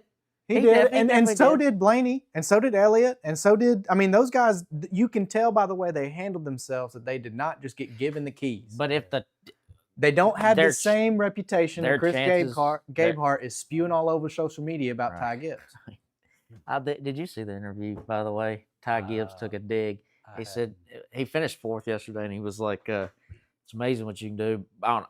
Word for word, I don't remember what it was, but basically what he said was amazing what you can do when you have the right people around you. It was a pretty hard dig. It was a pretty hard day. Chris. Fourth 2 weeks in a row. Yeah.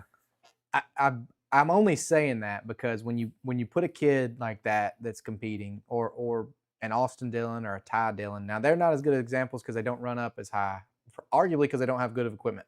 I mean, Ty Gibbs has a Gibbs car, so he's got an Oh, he's unfair got the best. advantage. He's got one of the best cars on the circuit.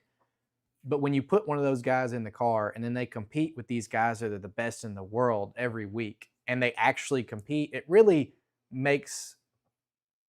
kind of takes away from, like, are you the best? Because this kid that has been given his ride and basically his lap time and sim time, or his amount of laps and sim times makes him competitive with you who have driven your way into your seat, aka you suck, because anybody can take this spot. I mean, William Byron's another one. How did he get into the game? Money. And he is elite. Yeah. He is elite. So I'm not on this sprint car drivers are the best in the world. I'm not on the NASCAR drivers are the best in the world. I think you have to be good to be. It can come from anywhere. It can come from anywhere. Yeah. So I cannot sit and look at Cleetus in his position and think less of him or think whatever. Because one, he's fronting the money. He's either coming up with it on his own, which Natalie Decker had to show her tits for. And so did Tori, what's her name, Breidinger, last year racing trucks. That's the only reason she had a seat.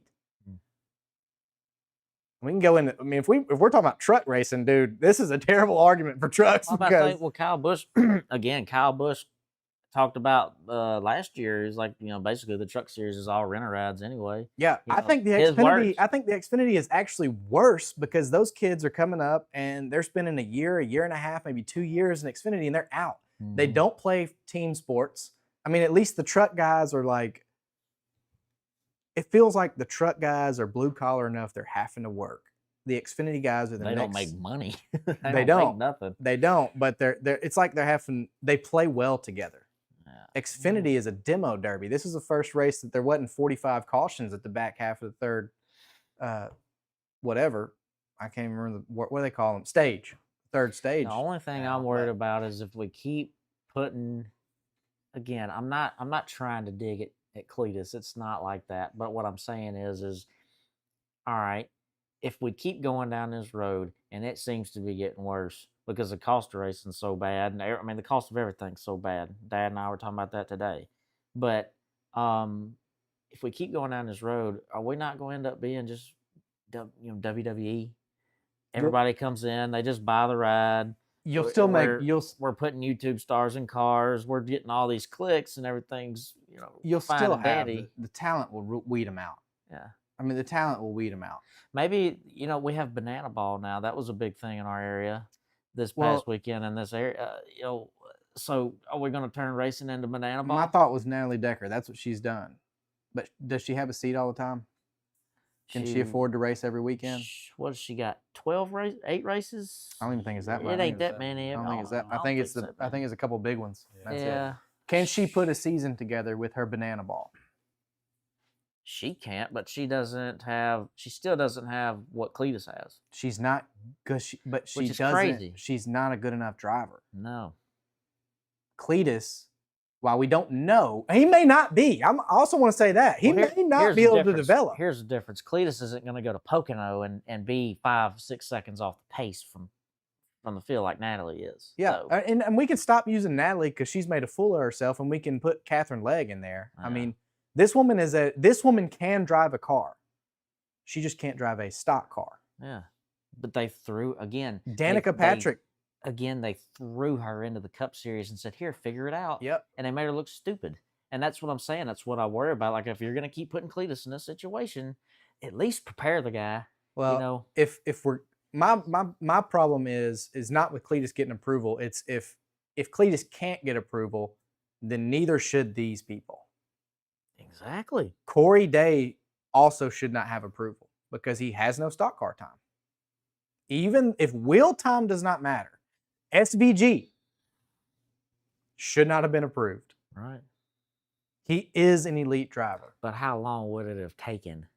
It wouldn't have taken no How time. long has he been in the Cup Series? The dude showed up. He could have showed up to one truck race and killed them. SVG? Yes. No, sir. Oh, yeah. How many years has he been in SVG? On a road course. If they threw him into a road course and he went out there, that's different. We've got IndyCar drivers that come over and race in our circuits all the time, and I don't have a problem with if you want to come over and get approval for a single race.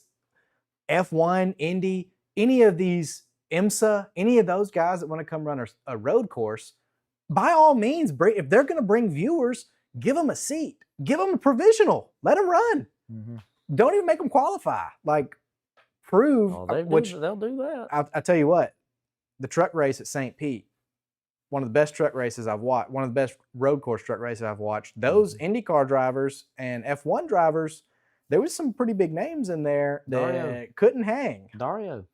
I mean, it was impressive. It was impressive that these guys with all this racing experience could not drive these trucks as well as, Lane Riggs won the race. Yeah. And he is not a road course racer. Dude can hustle it around, but He can hustle around an oval, but he does not have a reputation for winning road courses. Yeah. He smoked them. But the thing is, though, is that he's, all those guys don't have stock car experience. Exactly. So that's why I'm saying, like, you don't need to throw all these folks into the top national series.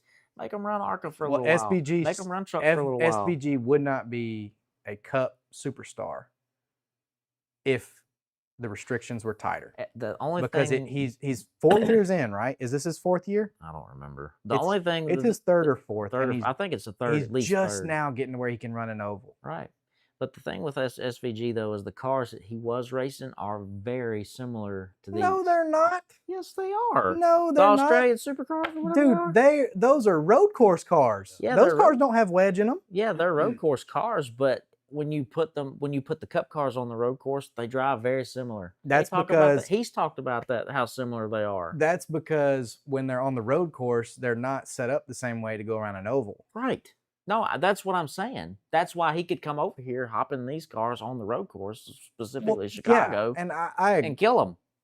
But again, the second he got on an oval, he was terrible. Right, and it took him. He's just now getting competitive. He's just now getting to where at the end of last year, he finally found something to get him where he could get around the track, and he's just now getting competitive. But at the time, you also got to think too, like they had the point system. He could go out win one race, and he's in the. But does chase. that matter if you put the points race? So Cleetus races his one race and he wins.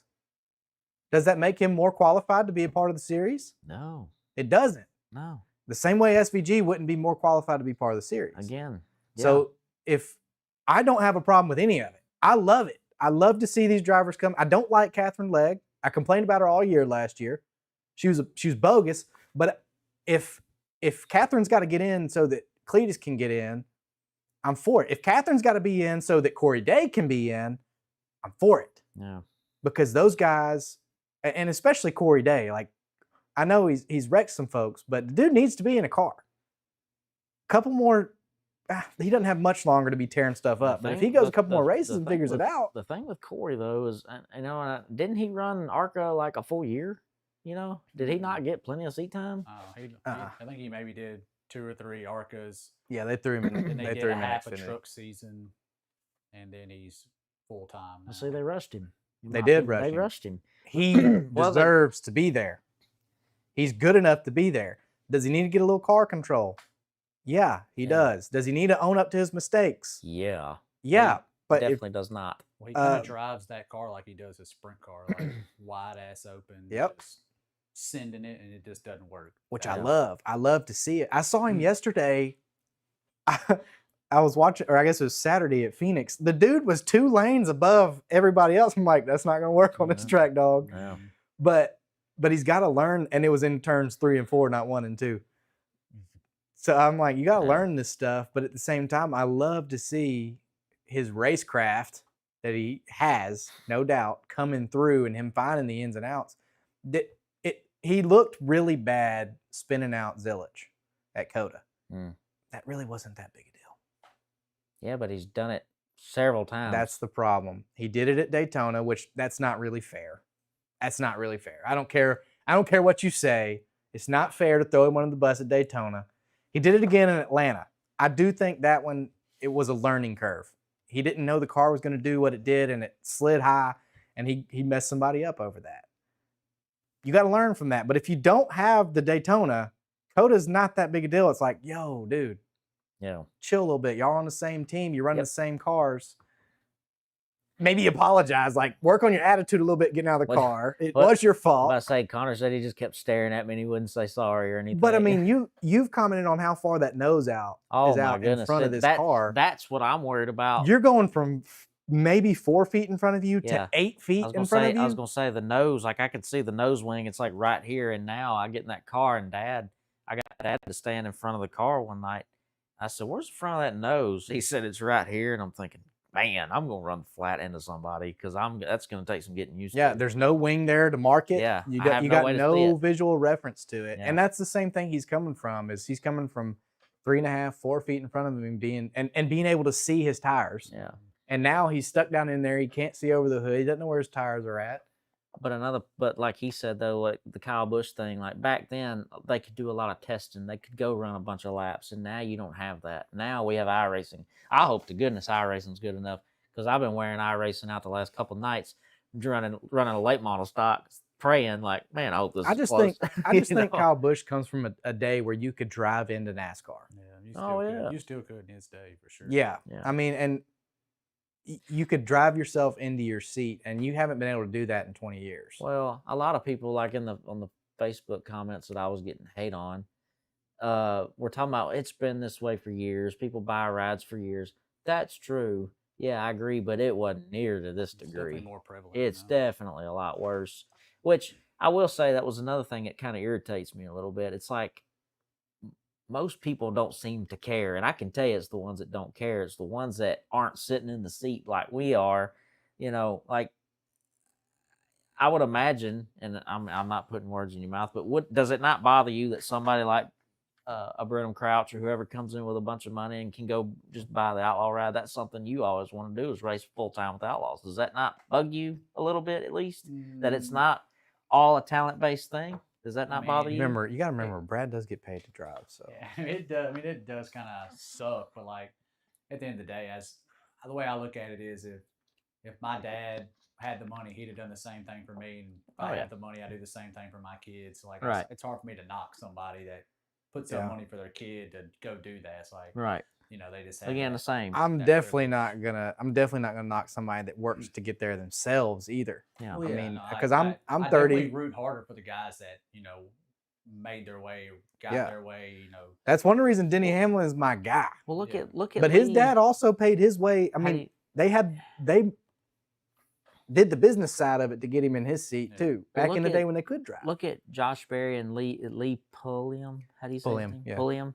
Look at those guys. But Junior took them, put them in the right, and he's giving them a chance. Yeah, that's what I like to see because they've earned. Well, Lee Junior will tell so you many straight up, freaking he races. can't do that. He's got 5 cars, and he can only do it with one of them. Yeah. Well, listen, let's just be honest. Dale can do whatever the crap he wants. Well, if that's he true. Wants to. He just don't want to spend his own money if he doesn't. Well, have he's to. still got he's still got a family to take care of. He's still got a business to run. I mean, none of that. The business doesn't go out the window just because he could do a charity. I know, but I'm saying if he truly wants to, he could for a little bit, but it wouldn't be smart. I didn't say it'd be smart, but everybody loves Rico. Everybody loves Rico Abreu, but he didn't scrape up his pennies and scrape them off the bottom to go racing. His dad paid for his way a whole lot to get to where he is now, so he had definitely a big boost. Yeah. He's built a great team and he's set up now. He can buy. And he's a marketing genius. He can buy Speedway and all these things, but he had a boost to get all that started. Yeah. He didn't scrape up his pennies to go racing. That's why, I really like. A lot of people don't like Brian Brown. They say this and that about him, but Brian Brown built his deal from the ground up. He borrowed motors, he borrowed trailers, he borrowed trucks, and now he has this massive team that can sustain itself. Yeah. He can go racing, be his own boss, get paid, do whatever he has to do. Yeah. He's built his thing. Like Schuhart's another one. Both the Allen guys, they built it from the ground up and have earned struggled. Everything they got. I mean, they were running Outlaws full time, but they were bottom of the barrel. I mean, it was bad. I definitely found myself rooting for those type of guys over someone like Rico or like Brenham Crouch or whatever, but that's like everybody loves Rico. I like Rico. He's great. There's no doubt about it. But Rico goes out and he wins, and he's definitely like I said, hard to beat. Yeah, it's like he had the money, but he also had talent as well.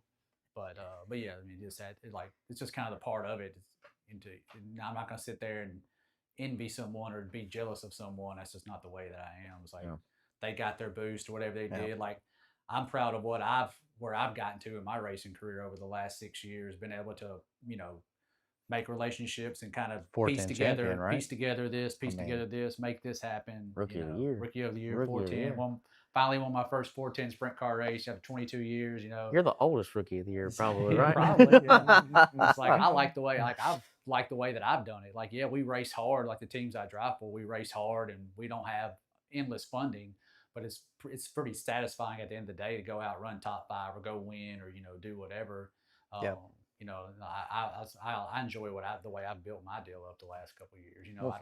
I don't know. I don't see myself going till 50, but it's just kind of the cards I've been dealt. I'm just going to enjoy it as long as I can, piece together something every year. So well, go ahead. Well, I was just gonna say, I mean, to me, it's super frustrating to know that you put all this time and this money and this effort and putting yourself in bad situations to try to make it work, and it's what you want more than anything, and you just can't seem to get across that line and break down that barrier, and then somebody acts goofy and talks funny on a camera, just goes straight to the front, and you're like, what am I doing? Like, what was all this for? So we all have the opportunity to do that. It's like Tanner Holmes, right? He's gotten turned to a good driver. Like whenever like I told you before, he's worked with a crew chief. He's really good. But like I started watching his YouTube when he was probably 15. He was just getting into sprint cars. He ran like a limited sprint, and somehow the channel like caught my attention, and I started watching it. And I've been watching it ever since, like 2017. Like watching each step of his career. And he's talked about it on the podcast where his family, they do have their own trucking business, and they kind of started him out. They foot the bill, this and that. Well, he built his YouTube channel up to where these latter years he's gotten sponsors. Yeah, and he's been able to foot most of the bill for their racing team. These last couple of years before he's made the jump to high limit now. But the last couple of years, his YouTube channel had brought in so many eyes that he was kind of able to help his dad not have to do 100% of footing all the bills. He was able to get like XXX. He got free cars from XXX, and got motor deals and things like that. Well, that's one thing. I'm never going to look at somebody else and think, oh, why is that not me? Because I can look back at my own life and see that I didn't work hard enough in these areas. Because I am fully autonomous. Well, that's kind of how I feel now. I'm more so frustrated at myself because it's like, if I'd have known that 10 years ago, I should have just been working on YouTube or doing that kind of content. But see, I never would have even imagined that that's what we should be doing. I never would have thought that. I was always of the mind of work hard, go out here, try to compete with, on a low budget, and maybe we'll get picked up. Something will happen, and I just kept working on the wrong thing, and that's what's frustrating. I wish I could remember what proverb it was, but every morning I read Proverbs, the Proverbs of the day, just the proverb associated with the date. And there's a proverb that essentially, I'm paraphrasing a little bit, so don't crucify me over it, but it basically says, a man who is good at his work will be known before kings or known before higher-ups. And I think a lot of people get confused on, like you said, hard work. Hard work's not enough because we can all go out and work hard. We all do. I mean, speaking for the guys at this table, we all do go out and work hard. But I've spent a lot of time in my professional career just simply working hard. And it wasn't really a matter of getting good at what I did or do. Or whatever. But when you refocus and lock in and you want to become good at something, and then you do become good at something, you begin to get recognized for that greatness. And it can be anything. That's the thing that I guess that's the reason why I look at Cleetus, and you know what he put his time and effort in? Part of the time and effort was his character. Right. This character that he portrayed. I mean, it was a joke. Go back and I don't know how many of y'all spent time on YouTube to go back and look. But somebody called him Cleetus, and then it just stuck because they were joking about something. Now the guys are who they are. I mean, I told you before, you don't spend that much time on camera and your real self not be on camera. Yeah, show up. So I don't think negative of him for saying the things he says or the outlandish statements, because that's just kind of who he is. And whether he was that guy when he started the YouTube page when he was like 15, I don't know, but he is now. And that's who he is. So, but he's gotten good at what he does. He is the best at what he does, and now he's getting recognition for that. Yeah. Well, the same way that, and I'm gonna pick on you, so don't take it personal though. The same way, if you were the best powder coater in West Tennessee, technically, according to Google, I am. In Tipton County, I'm about to say it. Technically, I got something in the mail. But you would start to be recognized as the best in Tennessee. I'm not saying you are or you're not. Brandon does great work. I haven't compared Brandon's work to anybody else's work, so I don't know. Yeah. But if you are great at your job, if you do exceed, if you go above and beyond and be great at what you do, you're going to get recognized for it by somebody, but you are still fully autonomous in that. And for me, looking at my life, like I've never driven a race car on a track. I mean, I've drag raced, but What is that? Every car's a race car when it comes to drag racing, you know. But if it were, it's my fault. If I really, and I can say my parents weren't into racing. I loved it growing up. My parents weren't into it. Could I have hustled it up? Could I have been at the track? Could I have been in? I could have been in your pit a lot sooner than I was. Yeah. I mean, there are so many ways that I could have gotten involved, and I chose to do other things. There was a time me and Bo was chasing the same girl and didn't even know it. Didn't know each other. Turns out Nothing. at the same Crazy. time. That was 10, 11 years ago. Our paths crossed a long time before they crossed. We had no idea. We had no idea. But either way, that is fully on me. I bear the responsibility for it. But I also don't think that you or me or Brad, if we wanted to be Cleetus, now we're 30, he's also 30. I say he's 30. We got a little bit, I mean, he's been doing this through his 20s to set up where he's at 30. Right. But I believe if we started today, whatever it was, by the time we made 40, we could potentially have the same opportunities. Yeah. I believe that 100%. It's just a matter of Cleetus, how bad do we want it? Cleetus has, go ahead. I mean, you know, you talked about, you know, locking in. I think about that now myself is when I was racing, you know, for my family team and stuff is coming up like, you know, 19 through 25 area. Like I wasn't locked in. I wasn't focused. Like I was just racing. I wanted to get to a certain spot, a certain level, but I didn't understand what I needed to do to get there. And so I do kind of look back and I regret because I was a little shit on Facebook, like just talking noise. And the Instagram posts were great. Going on the microphone and they're like, so what do you think? I was like, well, we're going to get the car fast and I'm going to win this race. Like I would do stuff like that and it rubbed a lot of people the wrong way. And I wouldn't say I would be like Cleetus, but I was trying to be like the shocking guy and all this stuff. Well, it painted me into a bad light. And it took me a while to really lock in. You were trying to be the person that you complain about now. Yeah, basically. About David Gravel. It's like I guess that's when I complain about that stuff is like, I know I speak from experience. I'm like, that's not a cool thing to do or whatever. But it's like me locking in is like 2019. I've talked, I don't think I've ever told some podcasts, but like 2019, me and Kim had kind of like taken over our family operation. We're kind of like just paying for it when we could, how we could, whatever. We like managed to go to Lucas Oil Speedway. And so like, I know it's going to be tough for 2020 for us to be able to pull this off. And so I've been thinking like, what are we going to do? Well, I've made relationships throughout the years in racing, just going to the track, even if I wasn't racing, going to the track, just trying to keep my face out there. People see me, whatever. And Wally Henson comes in the trailer and he's telling me like, it's like, I don't know what I'm going to do next year. It's like, I'm kind of losing interest in it, blah, blah, blah. And we're just sitting there. I've never done this before. And I was just like, you just got to say something. I was like, why don't you just let me drive the car next year? We'll see what happens. He thought about it. He was like, we might do that. I'll call you. I've heard we'll call you 1,000 times. So I didn't think nothing about it. Well, he called me a few weeks later and we went and ran Creek County at the end of the year. We ran pretty good.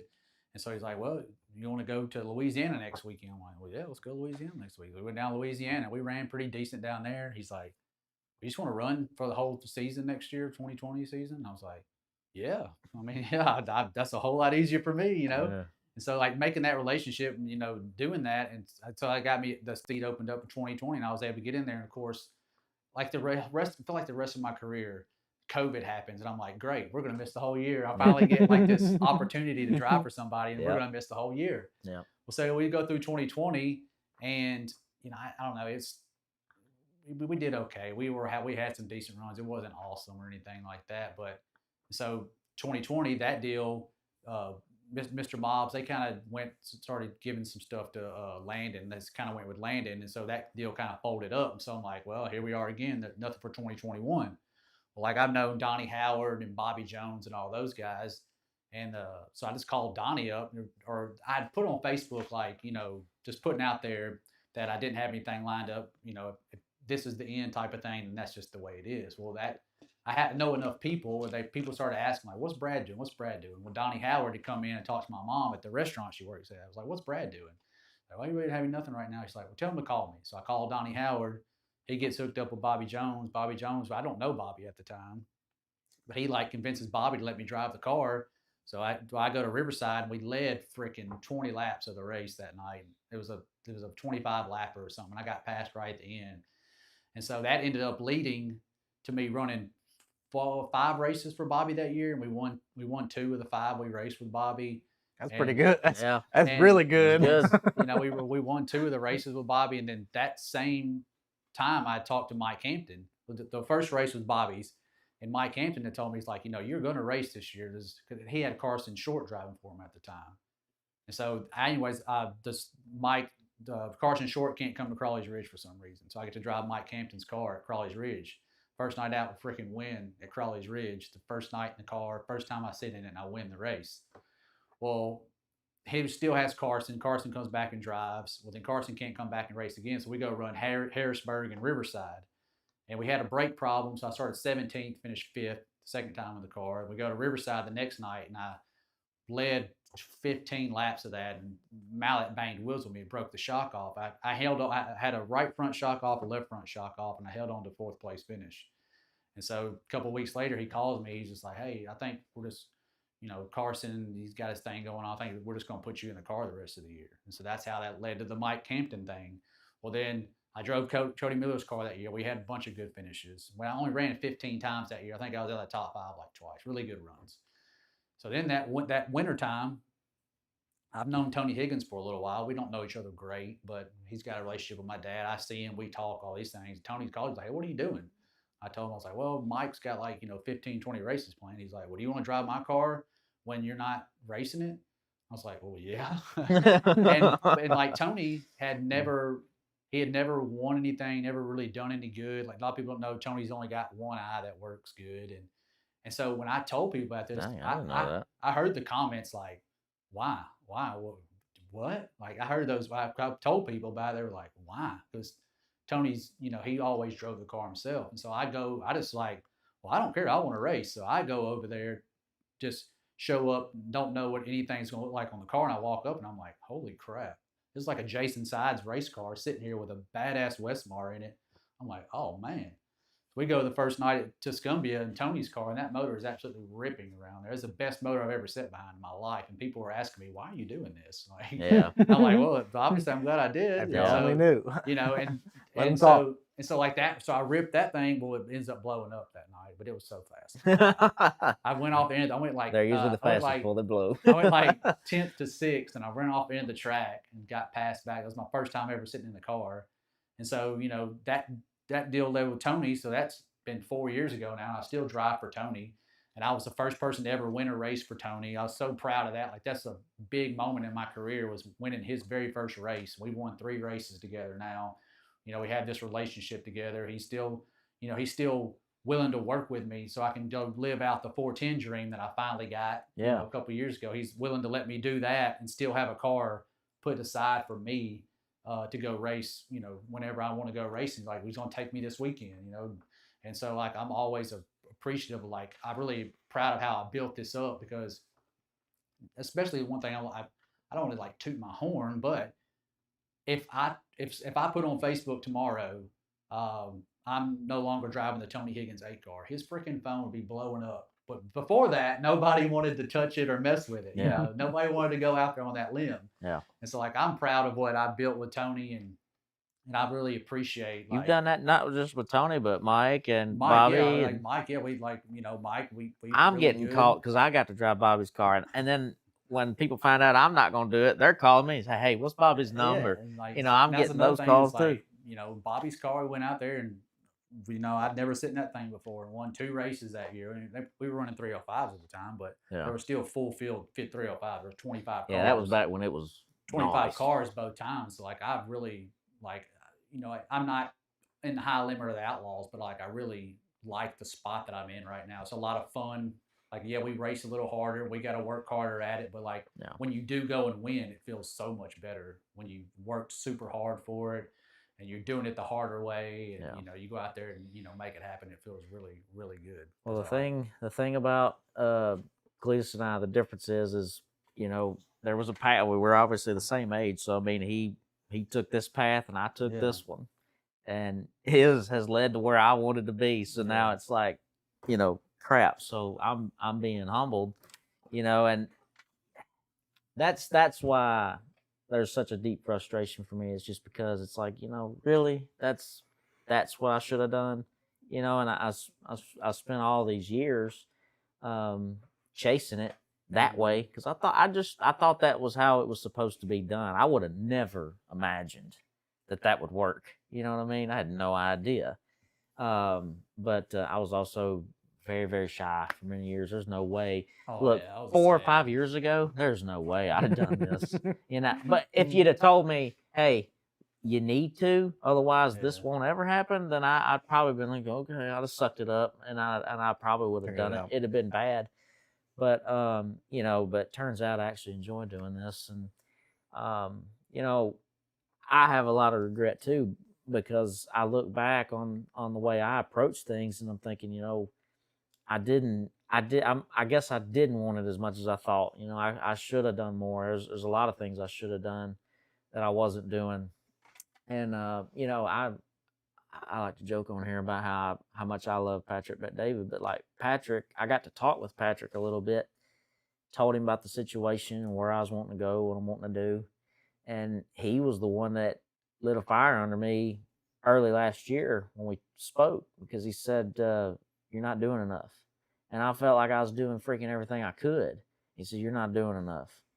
And so I was really mad at first at him, because I'm thinking, my hero just told me I'm not doing enough.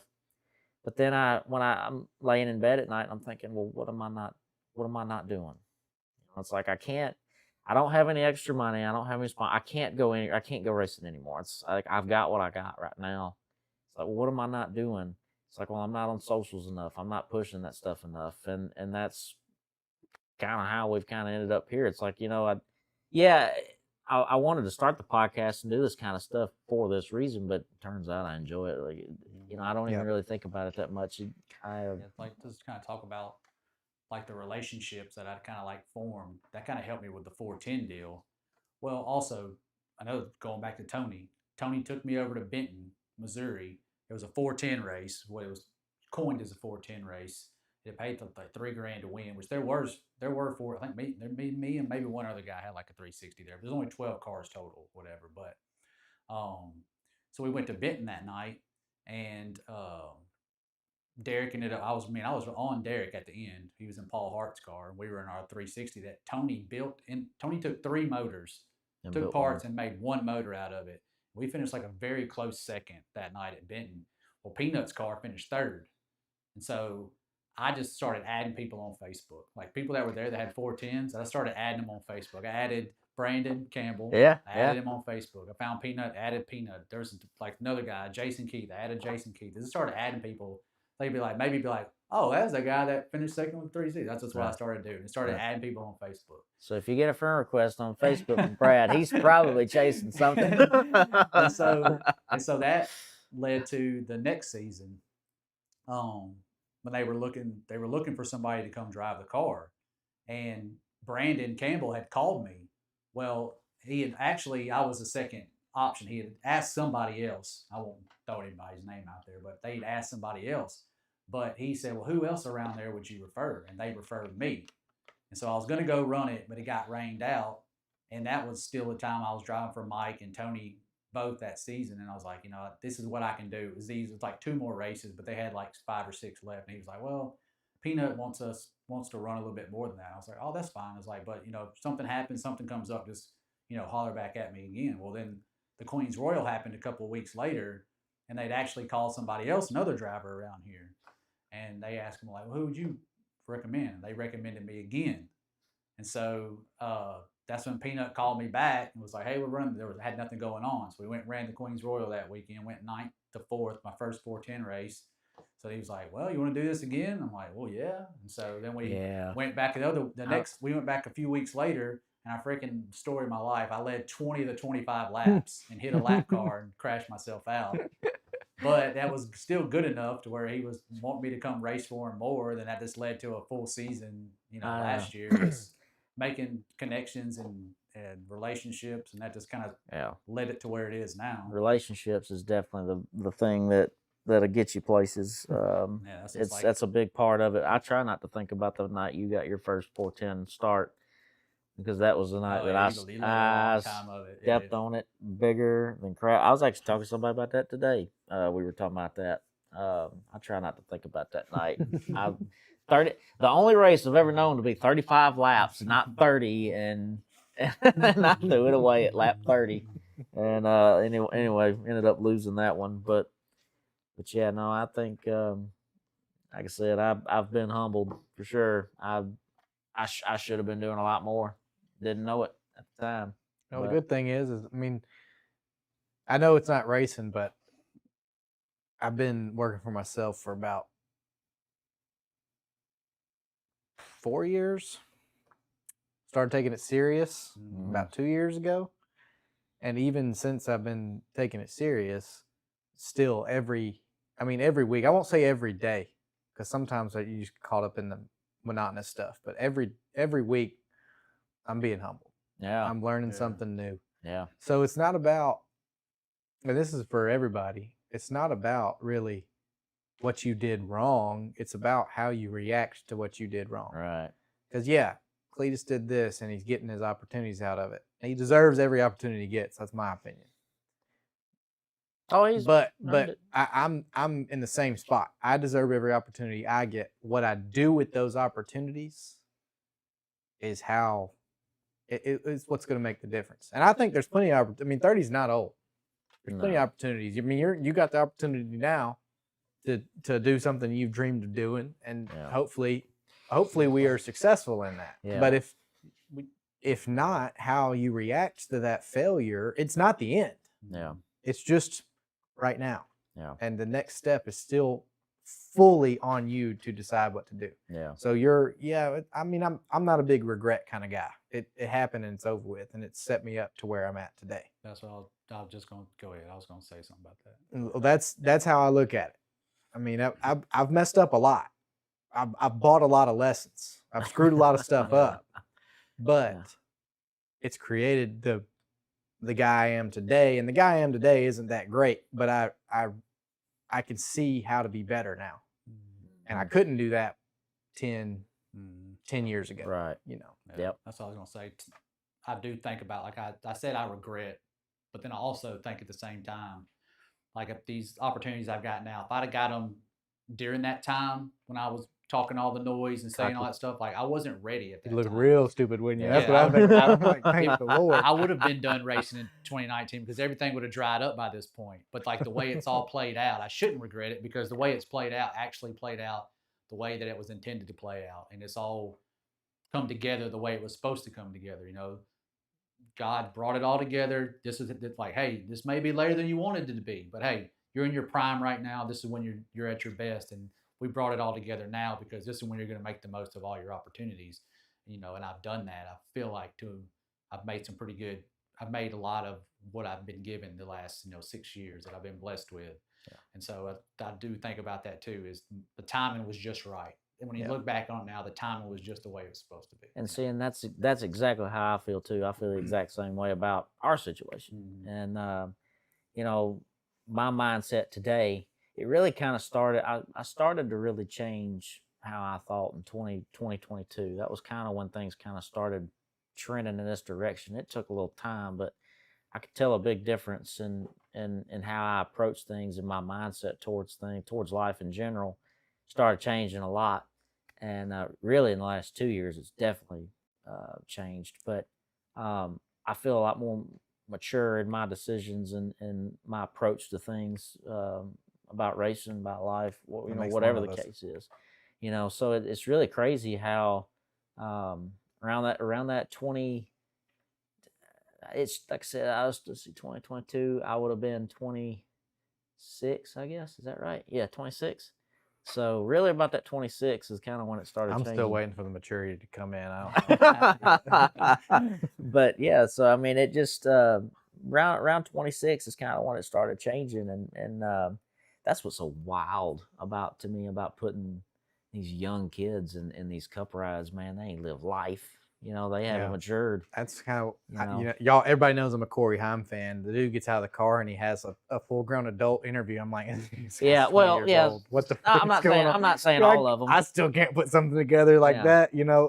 Or Connor Zilic is another one. He's 18, 19. You can tell he's young, but it's like, not all of them are that way. That's why I was not successful at whatever I did, because there's no way I would have come out of the car or whatever sounding the way he sounds. Put that put together. I watched back. I got some of my old videos put on the DVD, and it was from like the 2007, 2008. That is old if it's on a DVD. Well, I had to get it on a DVD because it was actually on those little bitty tapes. Oh, there you go. So I had to get it put onto a DVD so you could actually watch it. But it was from like 2007, 2008. This is way back when I really thought I was some hot shit and I was coming up. Like, I wore my hat backwards, like all these things. Oh yeah, and that's a sign. 2008 hat backwards. Yeah. Yep. Then I go. Was it fitted? Then I went and watched. Yeah. It was a fitted hat backwards. Did you tuck your ears or you leave your ears out? I had my hair would hang out the front of it. Just. Oh yeah. Well, at least your ears weren't tucked in. And, there's photos on Facebook. And I would watch. Like, I went back and watched these races, and I was like, I sucked. I had some moments where I would, run good or whatever. But for the most part, like, I watched, it was some I-30 races, and I would go in on the cushion and just back out of the gas and ball up. I was like, I was a little chicken too, and I just thought I was next thing coming up. Yeah. I had a bigger opinion of myself than what I was. But I went back and watched some videos. I'm like, man, I was not very good. Thankfully, I didn't get any good rides back then, because I would have lost them all really fast. Yeah. So yeah, I don't know. The timing it worked out the way it was supposed to. So. Yeah, I agree. But yeah, that's kind of how I feel about the timing on all this stuff. Like, truthfully, I never wanted to go the sprint car route. That was never what I really wanted anyway. I know it's crazy. A lot of people ask me, when I say that, they're like, well, then why did you even do it? Well, J-Bar. J-Bar. Well, or something. There's a lot more there. I got word from the crew chief that there was a lot more to learn. Yeah. On a different type of race. It was pretty funny. Sprint cars, as complicated as they are, they're not. They're really not that complicated. And they're easy. Simple. They're easy to work on, easy to maintenance. Everything about them. No sheet pedal work. Yeah. And we went and looked at Enoch's late model when he was selling it, and I just remember Dad looking under that thing, and he was like, "Ain't no way I'm working on this thing." And he was the very one that told me I'd never drive a sprint car as long as I lived. I'll never forget. We went to the Outlaw race at Riverside in 07, and Steve Kinzer, was catching up to the field under caution, and looked like he was just gonna mow through the back half of the field, and that car stopped real fast. And he said, "Ain't no way you'll drive one of these cars as long as I'm living." And it wasn't 5 years later, there was a sprint car in his shop. So he ate them words pretty quick. But the reason we went that way, that was one of the reasons. But another thing was that there's dirt races, there's dirt tracks everywhere in this area. We had I-30 at the time. USCS was running Duck River, and there was a lot more. Atwood was also running a lot. So, there was a lot more opportunity to run around here. There was no pavement stuff. Yep. And, it is true. I watched. We got to go a ways out. I watched Casey Kane and Tony Stewart and Gordon Newman. Like, a lot of those guys ran dirt. So, I thought, well, this is just what you're supposed to do. Well, then I felt like I got good at it. We won a national race. We started beating some pretty good guys. And we just stuck with it. And then, heck, even in 2024, we had a good year. But 2025 was pretty awful. It was miserable, as we've well documented on here. Peevely opened my eyes in a different way, and I still raced after that. I did fine. I wasn't, lots of sheet metal work. Yeah, lots of sheet metal work. It was a lot more work than sheet metal. But fine, I think you finished 2 races after that. Yeah, but which was really good. Yeah, I'm hating a little bit, but I'm also proud of him for getting 2 races finished. I went 3 races finished, right? I don't remember. I think it was. I tried to don't even remember 2025. It doesn't exist in my head, but put a damper on things, but my wife Got the was gonna call. Be mad. Is she? Got the I call. figured we went way over. We're 9 'cause o'clock we're- right now. Yeah, I'm about to Mine's say gonna be mad, too. it got deep tonight. But Sorry, babe. that's She's not watching, I guarantee. No, she's not watching. She says she don't watch. That's unbelievable. Mine says she loves to watch. But anyway, My wife doesn't watch either. she doesn't watch. Oh My wife will goodness. probably be watching now. Our own wives don't support us. Honestly, she might Mine be. does. She Mine's might be watching. tonight because she hasn't texted me, which Yeah. means she probably knows that we're still going. Yeah. I don't know. Well. If I get a butt chewing, I'll take it because I'll Yeah. be so proud. Well, anyway, so yeah, the time and everything just seemed to be right to finally chase this deal. You know, the timing is right for Cleetus McFarland as well. I guess so. Yeah. But we appreciate y'all guys listening. I guess we got to get out of here. I got 2 guys that's antsy to get out of here. But It's anyway, one of us. yeah. No, well, I gotta go. I gotta go. To the Y'all bathroom. don't forget- I gotta pull a Chaz. I gotta pee. So we Y'all gotta don't get out of here. forget But about Driven Racing Oils. yeah, for Check sure. them out. Yep, go check out drivenracingoils.com. Make sure you use that code Hanks10, and we'll see you guys next week. Make sure if you haven't subscribed, haven't liked the video yet, please do that. So, but anyway, we'll see you guys next week. Thank Let her y'all. eat. Let her eat. I gotta get my mouse to work. See my mouse, I can't even shut the darn thing off yet. See? Yep.